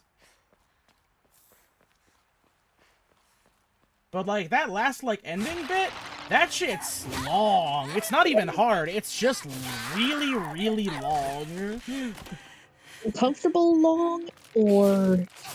And it's like, I don't think you can skip... I don't remember if you can skip the cutscenes or not. I could be wrong, though. Because, like, nothing actually changes until the last bit of that. And then with the new one, there is the extra ending that you can only get if you replay through, like, the first, like, I think 30, 40... No, it's like an hour or 2 of the game again in order to get to the new stuff. Okay, apparently you can skip Nier cutscenes. Okay, well, that's good. Yeah, apparently you can. It's a lot of fighting you gotta deal with. Like, don't get me wrong. I love to bits the idea behind tricking you into playing the game a bunch of times to see like different variations and different stuff. On a functional level, Umineko and Oliver Yukishi's other works are kind of that, because it lures you in with like, oh, everything's the same, and then it changes like almost immediately. And it's like, oh, it's not the same thing anymore. It's different. Oh my god. But again, like it's a harder thing for him to do in the context of a 3D action video game.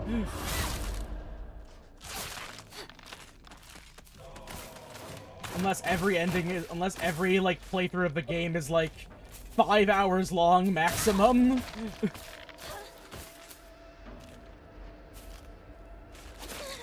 Damn, okay. You know, I guess that's my bad. We'll fucking die, I guess. Wham!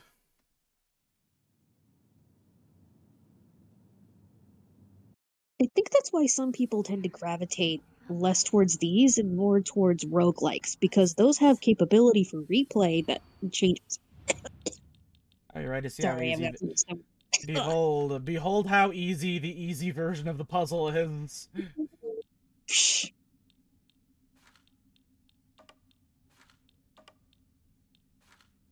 Bada bang.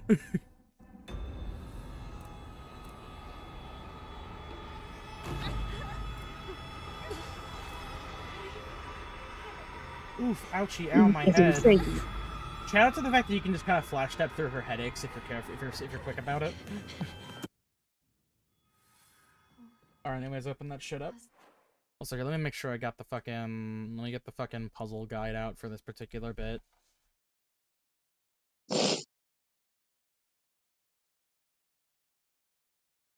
Like I was saying, though, I think that's why some people tend to gravitate to roguelikes, because at least whenever you try to play through the game different times, it's always different experiences. Well, that's because if you're lucky, any playthrough of a roguelike is like... Any quote-unquote playthrough of a roguelike is like 30 minutes, but the actual trick is that you're gonna be playing it for the next like 50 hours of your life. Yeah, it's sort of... Yeah, you're right. It sort of tricks you into thinking you're having a full gameplay experience when it's actually much shorter, but it's different variations every time. It's like how Vampire Survivors tricks you into playing a Diablo game, but in like really short bursts. Is that what Vampire Survivors is? I mean, you're not really pressing any buttons, but on a functional level, it's an isometric action game, not unlike Diablo and all that jazz. Like, you know, you're picking up equipment. No loot. There's no loot, though, but it's like, in place of, like, proper loot, you just have the random power-ups you receive.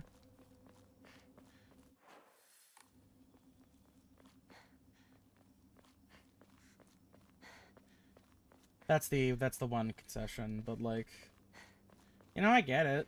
Like, it's enticing to see the numbers go up and the big explosive colors come on the screen. What's this shrine?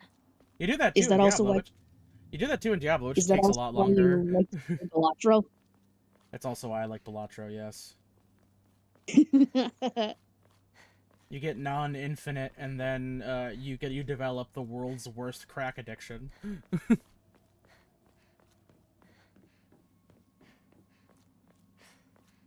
Is there a little bug over there? No, it's a stick. Okay. Look at that bandage.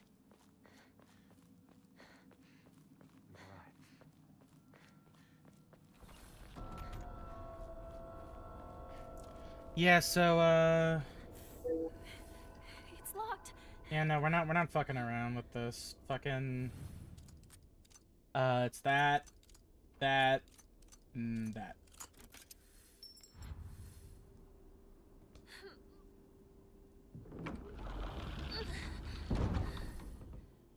That's right, everybody. Puzzles are canceled.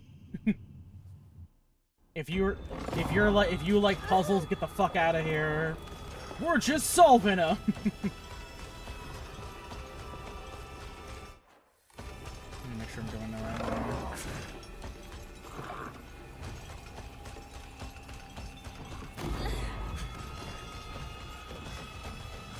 Whoop.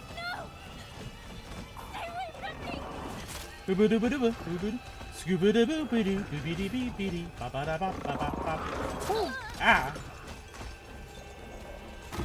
Hey, sorry guys, I have a little bit of a headache. Can you guys give me some space? Okay. Egg. Wake up! Alright. I need to focus. I need to find Rinko.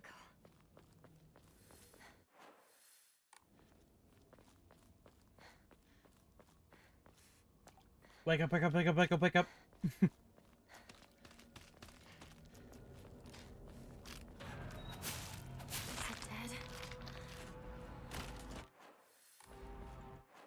Hey, here, we gotta go up this way, I think. Give me that ramune.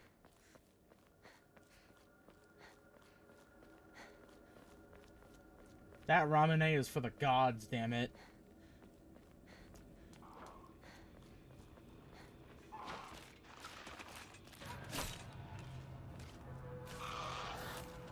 Oh yeah, here.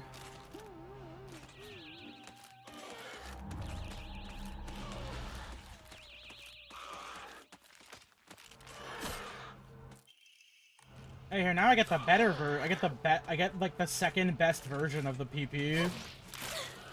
Oh, now it has the katana moveset. Oh, fuck yeah.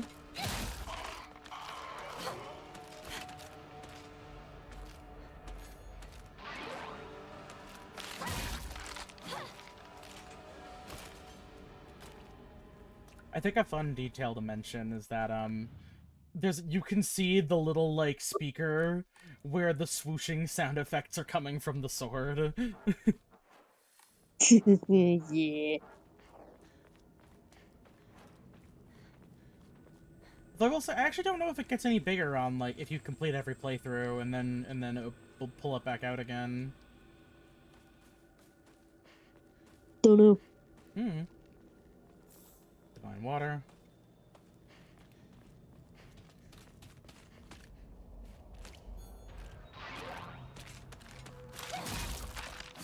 Okay, cool. That's just an instant kill now. At least for lesser enemies.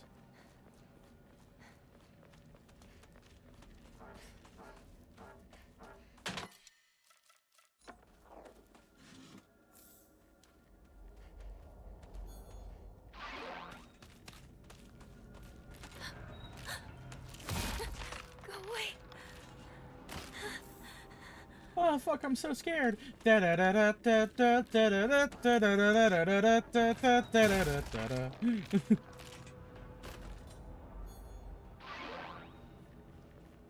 Hinako, it's kill or be killed. Ow.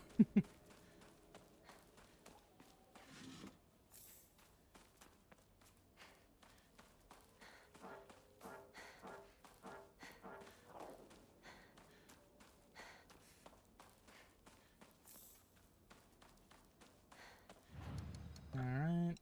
Up. I'm actually flabbergasted at how many of those goddamn, Omamori were, like, enshrined in that place. There was a lot.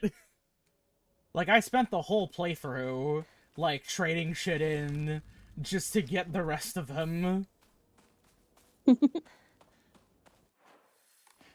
Oh yeah, that's right here. There's a Jizo statue, like, out here in the middle of the field. I'm saying that because we gotta go get our free sword.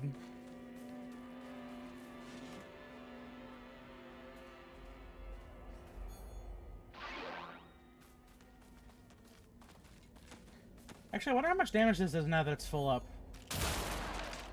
Oh! Oh, that just kills it! Awesome! That's nice. Goddamn. Dude, that's a literal cheat weapon. I mean, yeah, no, it's designed to make all these subsequent playthroughs way easier. It's also why you can do it in, like... I mean, if you're really quick about it, I think you can finish it in, like, an hour or so. Yeah, I'm gonna stop. I'll stop by Sakuko's shrine so that way I can get a couple extra things to enshrine. Good call.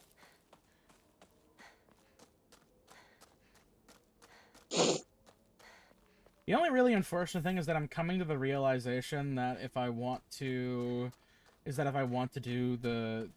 every achievement, I'm gonna have to go back and do the original ending again, because there's an achievement for killing the bride monster without dying a single time, which I did repeatedly.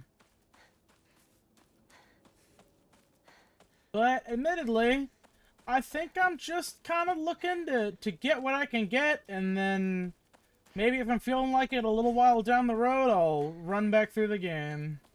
Probably gonna save file, honestly. I don't fucking know.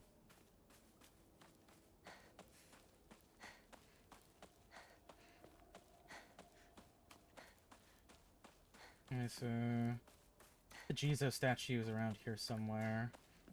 There we go. Sword, please.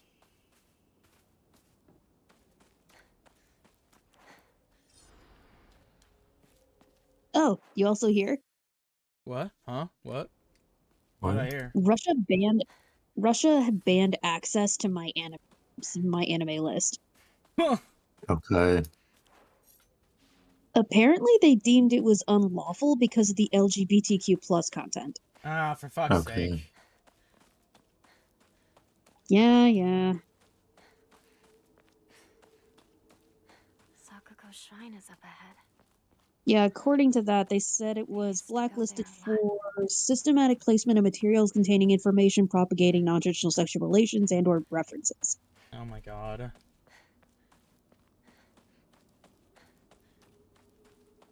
The way I see it, the only sex relationship should be non-traditional ones. Hey there, person in the shrine, how's it going? Alright, bye.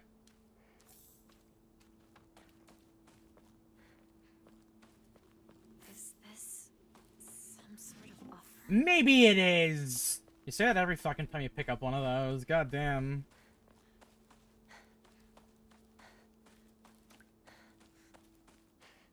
Yeah, what time are we at? Oh, wow.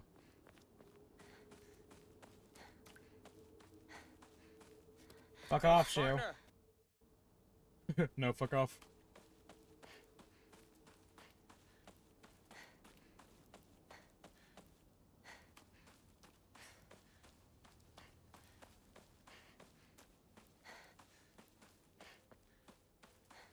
A truly exhilarating 30-ish minutes of Hinako panting and carrying a lightsaber. Hey, here's the doctor's office. We'll stop in here too to get some extra shit. No, wait, this isn't the doctor's office. This is somewhere else entirely. Where the fuck is the? Oh, that's where the doctor's office is. I'll get it on the way back. As added news, Nintendo also won their lawsuit against that dude who was streaming pirated game. Oh. I'll be real. I was gearing up for a Nintendo 1 against Palworld, and I was gonna say how. No. It was they got denied their fucking patent. No, it was against Every Game Guru. But I'll be real. I think it's kind of stupid to be like, no, I'm gonna stream a game that got leaked. That's a great idea. Yeah, it's dumb as shit. Yeah, apparently he also streamed 10 Nintendo games before their official releases and told viewers how to obtain them illegally. Oh, well, yeah, no. Shit. Yeah, no, you're just fucking asking for it. Like, goddamn. What was that? The titles that he streamed included Echoes of Wisdom and Brothership. Oh, Jesus. Yeah, no, don't do that against the most, like, exceedingly litigious company to ever exist. Oh no, apparently this dude was totally full of it because he told Nintendo, you can do what you want, I have 1,000 burner channels, you might run a corporation, but I run the streets. Oh my god. Dude was fucking out. Like, you know, normally I'm perfectly okay with this kind of, like, smash the system rhetoric. And I mean, I guess it is... Dude, and, like, don't get me wrong. You know, I don't necessarily think he should have got... I don't necessarily think he should have gotten got for streaming a video game, even if he did get it a little bit early. But, like, man... You're poking it... times. You poked a bear... Like, you kept poking a bear... What the fuck did you think was gonna happen? If you poke the bear, it's gonna eat your face. Or worse. I need to get this thing off my fucking hotbar before I accidentally take it. Look, I don't want, like, a couple hours of running around to be invalidated by some shit. 50 times. Once or twice, maybe you can go ahead and get away with it, but 50? Oh, there's an extra poster. Dude, at that point, why not just buy that? Mm.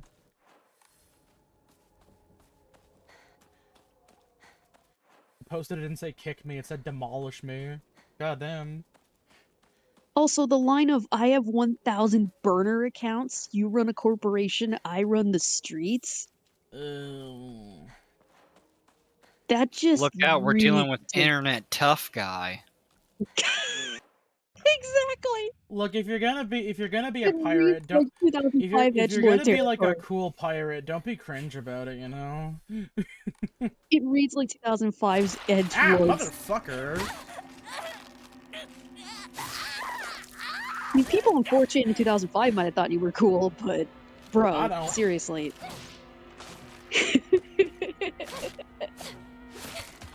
I think you're dumb as rocks. I think he's a dude got what was coming to him.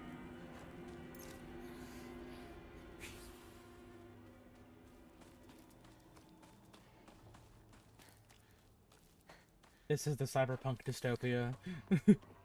If he was just streaming the games, that would be one thing, but he was also telling his viewers where they could get the games. Yeah, that'll do it too. Go around to the garden on the right.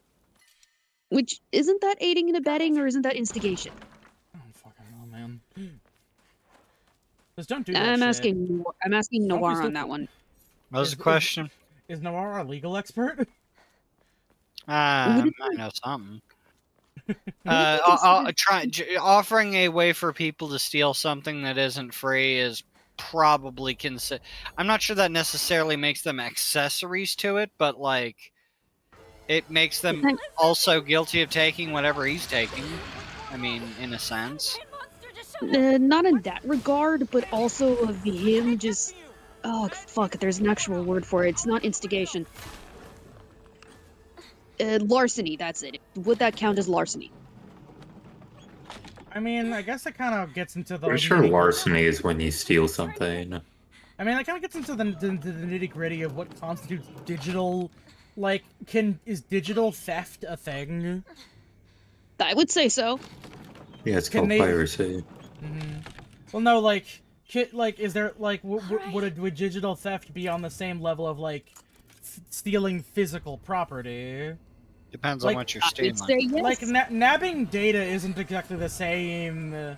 as, like, going into somebody's house and taking What if it's very expensive data? Yeah, no, Nintendo can absolutely swing an argument in court that he caused monetary damages by allowing people to acquire those games for free ahead of their release date. Mm-hmm. I think that's an incredibly easy, that would be an incredibly easy argument for Nintendo to make.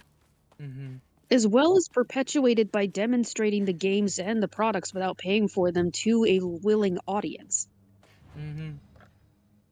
Which, that's just rubbing salt into the continued wounds.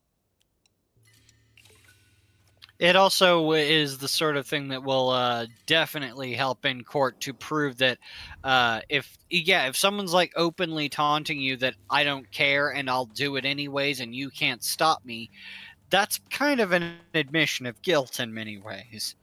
It is, especially if it's on recording. I was gonna say, that probably didn't play well to the judge. Mm-hmm. Yeah. Like, I get feel wanting bad.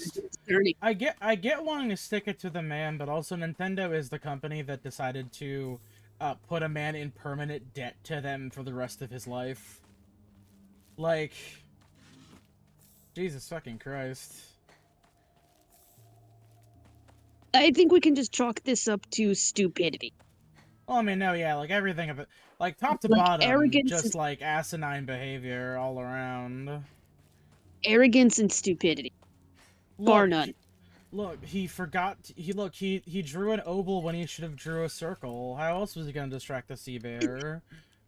He drew an oval.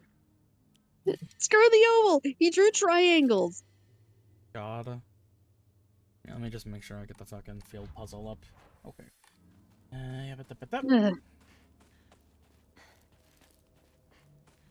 Hey, Shu. I can't wait for you to lead me into the fucking... Oh, is that why he was being...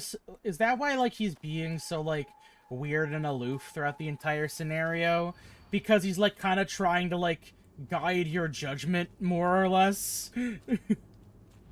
Like, partner, I know you'll make the right decision. Oh! Oh! This is new. Because there wasn't one after I picked him up the last time. Hinako, I like you so, so, so much. I love you, I love you, I love you. You better not go anywhere. Don't you dare leave me behind. Wait, oh, Abyss is in the chat. You winning? Every day, man. I did. Well, we're getting ready for the final ending now.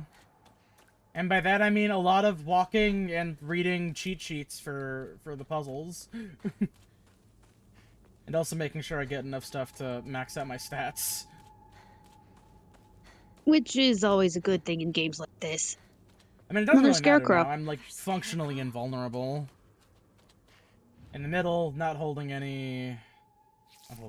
Well, it's true. I mean, you've got that sword. I love you and Sakuko so much. I think I'd die if you ever left. Sakuko and I would probably bite off our tongues, gouge out our eyeballs, and use gardening shears to chop off all of our fingers one by one.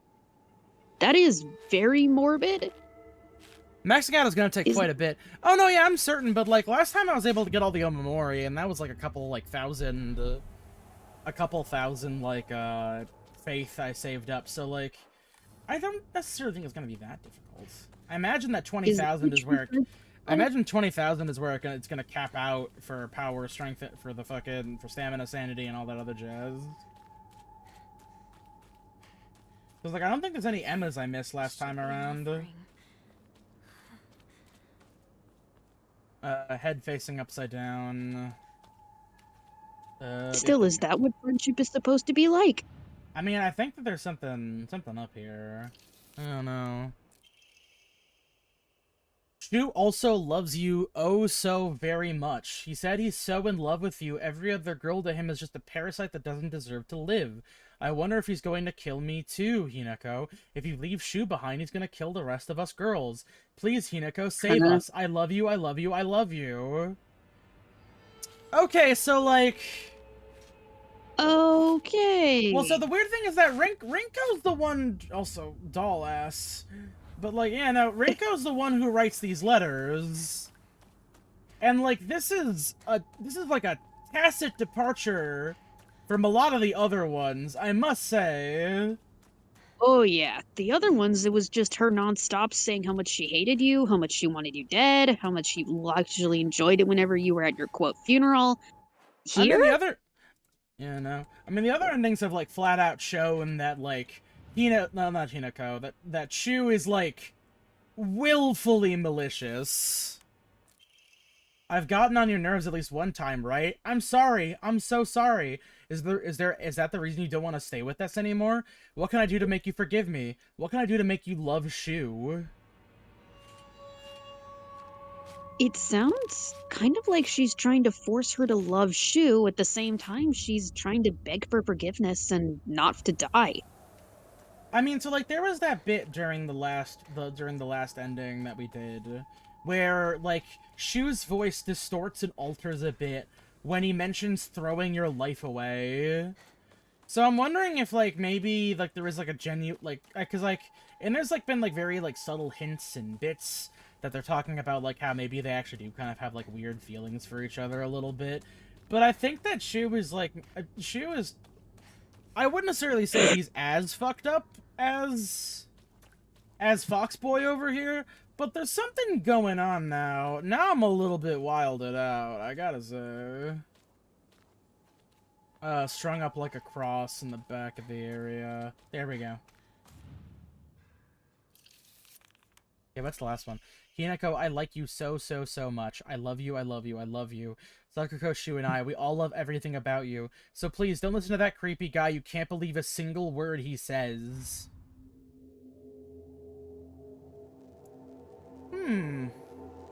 With that, at least Okay. in context, it does make a bit more sense. Hinako! I wonder if maybe that's not her writing it? What just happened? Come on, hurry! Maybe like a mental construct of Rinko who's writing maybe music. the little doll is writing it? I don't know. Like, I think the proverbial elephant in the room that we haven't really addressed is the doll. Because, like, something's up with that thing. I know it's intended to represent seemingly, like, kind of, like, innocence behind Hinako, to a certain degree.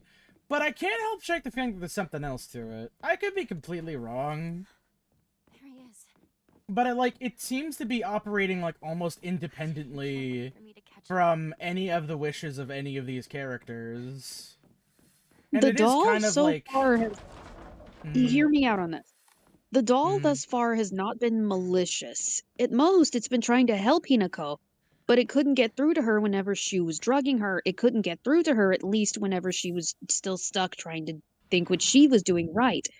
It was only until Hinako finally cleared her own thoughts that she could understand and listen to the doll's warnings. The doll would have to be like a guardian of innocence at that point, at least in my interpretation. But it's like, a lot of the cutscenes aren't really framing what the doll's role in this in, like, a savior role. Like, obviously, it's like writing these little messages for Hinako and all that jazz. I wouldn't say the doll is a savior, more like a guardian, or at least like a spirit that also is assisting her. I know, but there's just something, like, off about it. Like, it's never been like, Hinako never directly addresses it. Like, it's the only one who's ever addressed it is the representation of Junko.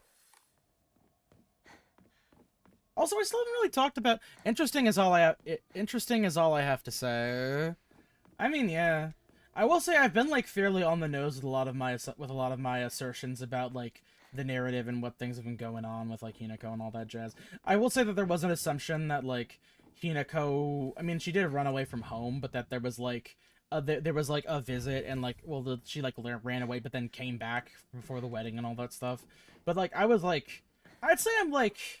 70% accurate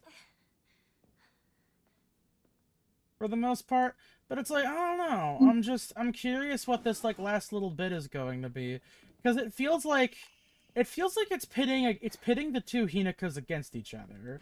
It's pitting, like, the interior and the exterior self, when they could reach, like, a kind of a proverbial balance, you know, because, like, these are two sides of, like, two extremes, where we have, like, rejecting, like, moving on, and, like, effectively, like, staying in the town, and, like, never, like, letting go or changing or anything like that. And then there's the other one, where letting go so extremely that she leaves everything behind, and in turn becomes her mother, which is the one thing that she's the most afraid of. But it's like, but like I said, the doll's pitting them against each other. It's not trying to bring them together. It's not trying to bridge the gap. And that's what's interesting to me. I'm still sticking by my idea that the doll is just helping out as a general innocence of Hinako. Her dividing herself, at least over all this time, seems like a consequence of how she's grown up and views these two factions. She doesn't know which path to take, and thus she's split into two. Reconciliation between the two halves would go ahead and bring her back to a whole person and bring her back in touch with her innocence. At least that's my interpretation of it. Wait, am I stupid? Did I actually pick up the fucking thing I needed for this? I picked the storage room key, that's right. Oh yeah, I have to go do that thing where... I have to go do the fucking thing where I run over to that place and the doll is there, and then I run back and the door's open.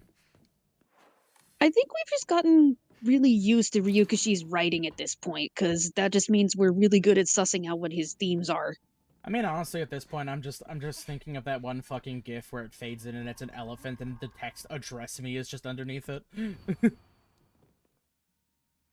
Yeah, see, don't believe the fox's words. This is the innocence telling her that the fox is evil. Also, I will say that's not entirely true, that she's been completely ignoring the doll. There's been, like, little bits and bobs of her, like, actually directly addressing it. Also, this is what I meant by what I thought about maybe the fox, what is it, Kotoyuki maybe having done this before. because there's like there's all this like imagery about like how there's been like multiple girls he spent time with. Don't trust him. Where it's like he's like almost an obsessive personality. I'm not even gonna fucking bother anymore.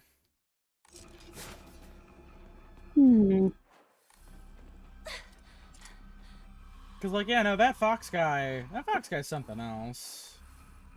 But also, Shu also seems to be something else. No, I just wanted to call him Fox guy. I know his name's Koto Yuki. I called him that a little while ago. But no, yeah, like him and Shu are just something else. I'd like to imagine that. I'd like to imagine the resolution. I'd like to imagine the resolution of this is her rejecting both of them effectively. That feels like the best course of action, honestly. Reject one extreme, reject the other, go on with a third choice. I will say there is that whole bit about the Fox being like, oh yeah, that's right. There's both endings have shown like Shu and the Fox guy kind of like reaching common ground a little bit at the end. So like there is genuinely like a bit where it seems like they're kind of like they're like almost brothers in arms a little bit, and they both kind of view Hinako as like almost an item a little bit, which is a little, which is, you know, it's exceedingly suspect. It's that from I've been getting a completely different vibe from. I know we talked over the vibe I've been getting is that they both fall in love with the same woman. They both know that they would end up fighting together forever over her. And they realize that if one actually does succeed and win, the other one must hold their head high, or at least take it like a man. Yeah, I don't know. I think that they should have been born in the modern day so they could just be friends and play Fortnite duos and leave fucking Hinako alone.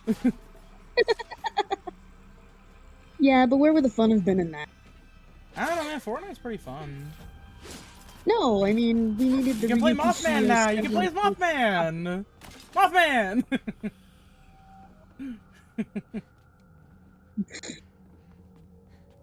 Yeah, but this is also Ryukishi. There has to be some kind of suspect thing going on between dudes as well as girls.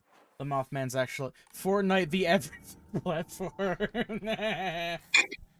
The ultimate crossover. Look, I know Roblox is pushing it. When are we gonna get the Fortnite dating app? Oh my god, Olive.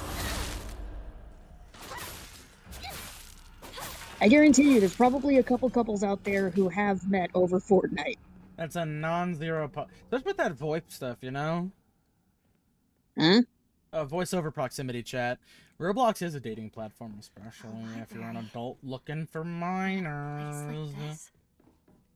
Let's not talk about that. Oh, I'm saying it. I know you're saying it, but I just don't want to talk about that because it's creepy. Especially since I work with kids. Come on, man. Oh, yeah, no, I'm not saying that you're looking for kids. I know. I don't think you go to Roblox to fuck kids. Hell no. I don't even go on Roblox at all. I don't trust that stuff. Connecting the too young with the too old. So true. That, and I just don't see the appeal of Roblox. I gotta say, it was crazy that they found out that fucking, like, the head of security for Roblox had, like, a bunch of, like, badges from the fucking, like, weird, evil dating games that they had. That's creepy. You mean to tell me the head of security for your platform with kids on it was doing malicious things with kids? That's crazy. Did no one check? I mean, honestly, I think the bigger answer... I mean, you know, I probably shouldn't speculate too much on the current legal status of Roblox. True. Not unless you want your Twitch stream to poof. But, you know, that would be amazing publicity, though.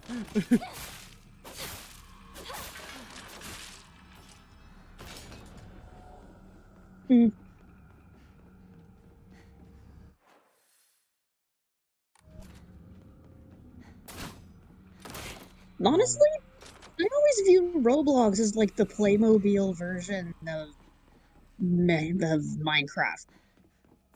There's something unfortunate to be said, because I sincerely believe that, like, there should be, like, Because like there's no place for kids. There's no place for like kids to actually go anymore. Because, you know, we have to, because, you know, we try to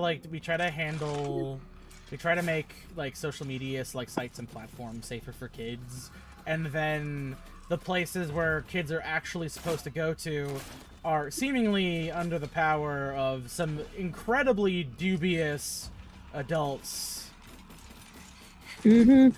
So it's like nobody on the internet actually has anywhere to go, and it's a bit disappointing overall, frankly. Exactly. When we were kids, we actually had my stream firmly planted with that 18+ sign. You can come in here and you can say whatever you want within reason. May I speak now? Yes. Thank you. When we were kids, we actually had designated websites and places where we could go and we could just play games and not be worried about stuff. Those sites are long since gone. Are you there? Yeah, honestly, shut the fuck up to that one that fake like Lego social media, it was like a fake like Lego platform where you could like make a little profile for yourself and like put like little widgets on your fucking on your little thing, and then you could play games and you get more like badges to put on your account whenever you play games. That was fun. Shout out CartoonNetwork.com, and dude, Flash games were like the crucible in which like a child's like wonderment and enjoyment was discovered, especially for a lot of the kids in our like age group. Exactly. I played the fuck out of so many of those Flash games because, well, one, after school you didn't have much to do after homework, and two, because they were fun. Look, there's this fucking. But now kids, look, there's this kids just drift to sites like these because they have interaction and they have the fun games now. But that's because it's a different format. It's meet the same boss, it's meet the new boss, same as the old boss. The only difference is now is that people are more in danger with these kids because people never learn to get their grubby little mitts off of them.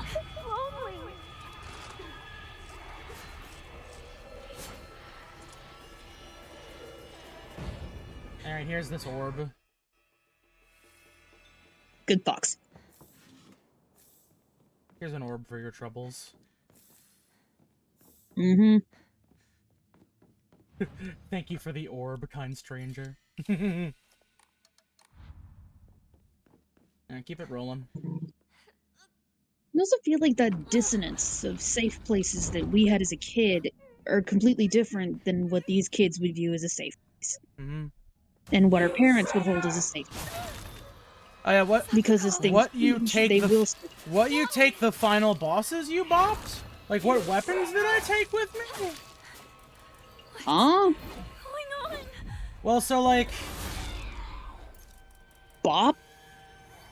What's your take on them? So... Oh. I fought the shoe one when I was playing on Lost in the Fog mode.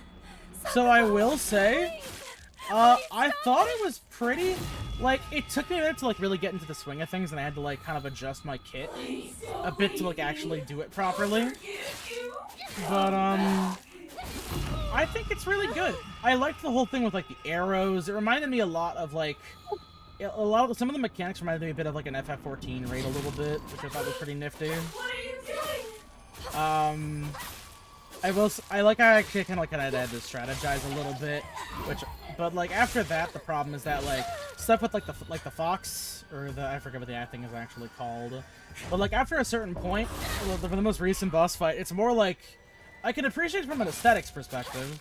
I like that I like that there's a guy out here for the monster fuckers now.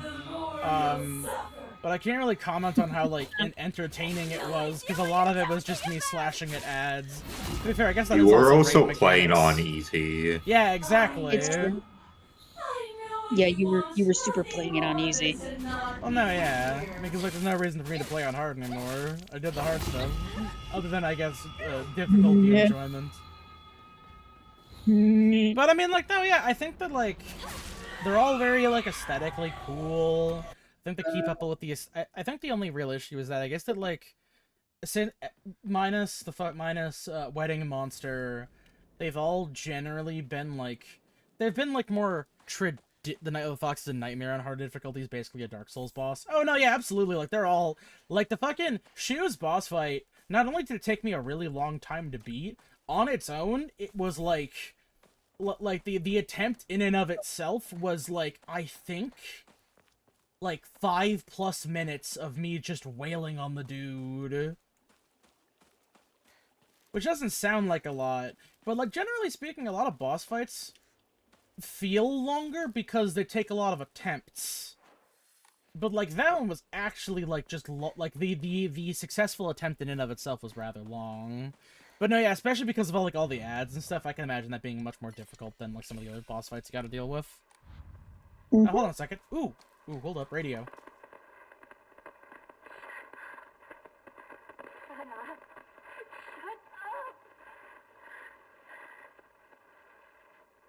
An joyous or happy occasion. Just shut up! Let me think. Leave me alone!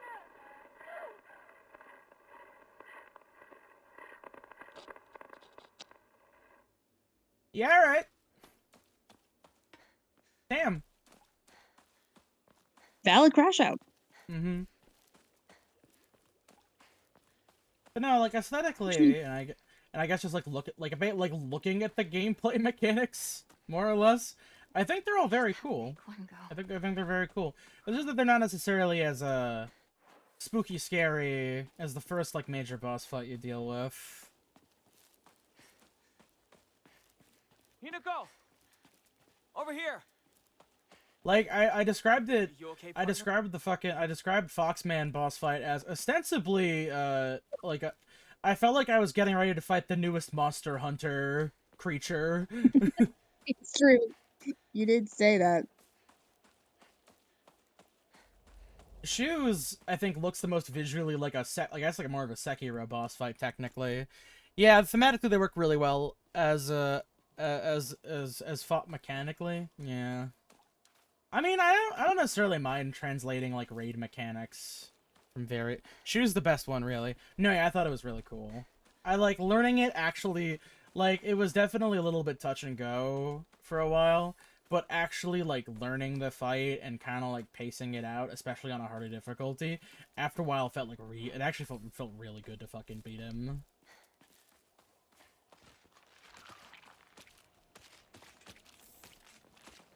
Also, I think the problem is that ads boss fights are kind of difficult to say whether or not they're actually good in a lot of scenarios. But you know, I can't exactly give the most amazing critique when I'm ostensibly playing the easiest version of any of these bosses now. Thought I heard a little radio crackle.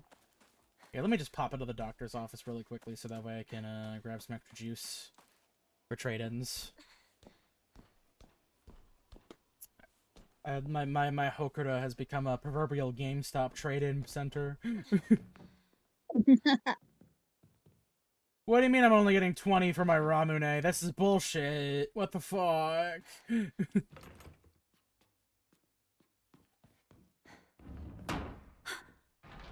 Fucking rude. Doctor. Bitch. A little bit. You? I always fall for that. This is the third time this has happened to me. Nah. You get used to it. Being made into a sucker? Shit, I guess. Want to make sure if there's any extra things I can grab around there.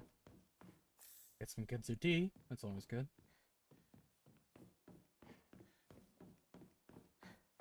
Yeah, now once I finish leveling everything up, I can kind of just book it. I do wonder if you kind of get locked out of the achievement if you decide to go further with leveling up the fucking... If you decide to go further with leveling up the, I keep on calling him Okonomiyaki. No, the Omamori. Because there is a, I guess I might be missing an Emma? I'm not sure, though. Yeah, well, I got what I needed. I'm not fighting you. Nerd. Get a life. Wait, hold on a second. There's an item over there, I think. Hold up. Hold up. Hold up. Hold up. Nope, never mind. That's just a very misshapen piece of hay. Yeah, that's I an believe okonomiyaki. there's an Emma for each revenge note. I mean, yeah, I got all the revenge notes. Yeah, this is okonomiyaki. Partner. Which, in layman's terms, is just Japanese street pizza. I mean, so, like, I have enough Emmas for the rest of the upgrades and stuff that I need to get the achievement, but I don't have enough to get the final upgrade, I guess. Alright. Or I guess rather the final, I have enough to get the sanity and stamina upgrades. I don't know where the last Emma would be for the increasing of memory slots bit. Maybe a third one spawn. Maybe an extra one spawns or something. I don't know. Beats me. But, yeah, no. So, yeah, no, we're about time. So, how this is going to work, is that next time I'll do the same thing I did today, where I kind of just, like, I blitz through, like, the rest of the game, and I will update my little thread if there's any, like, extra, like, interesting bits, or, like, notes that I may have missed that I'll update it with. And then I'll just do, like, the rest of, like, the last dungeon and the ending stuff on screen, or on stream. I don't necessarily mind if the stream's a little bit shorter, because, well, Perkusnock starts on Wednesday, around when I would be streaming, which is perfect timing. But yeah, no, probably by the end of we're probably gonna be done with this game next stream. Cool. Yeah, no, I mean, like, I'm interested to see, like, how this is all gonna kind of, like, come to a close, per se. And then all the clues will make sense. I mean, I feel like we've just put most of this stuff together. Now the only question is, you know, like, we got the stuff with the doll and all that other jazz. Oh boy. Hopefully sickness doesn't strike me down for that. I hope so too. Yeah. I don't know. I'm the one out here sleeping with my fucking... I'm the one here basically, like, always having at least one of my windows open, so... Who knows what the fuck is gonna happen to me. It's just so nice. Yeah, I like it when it's cold. I'd prefer to be warm.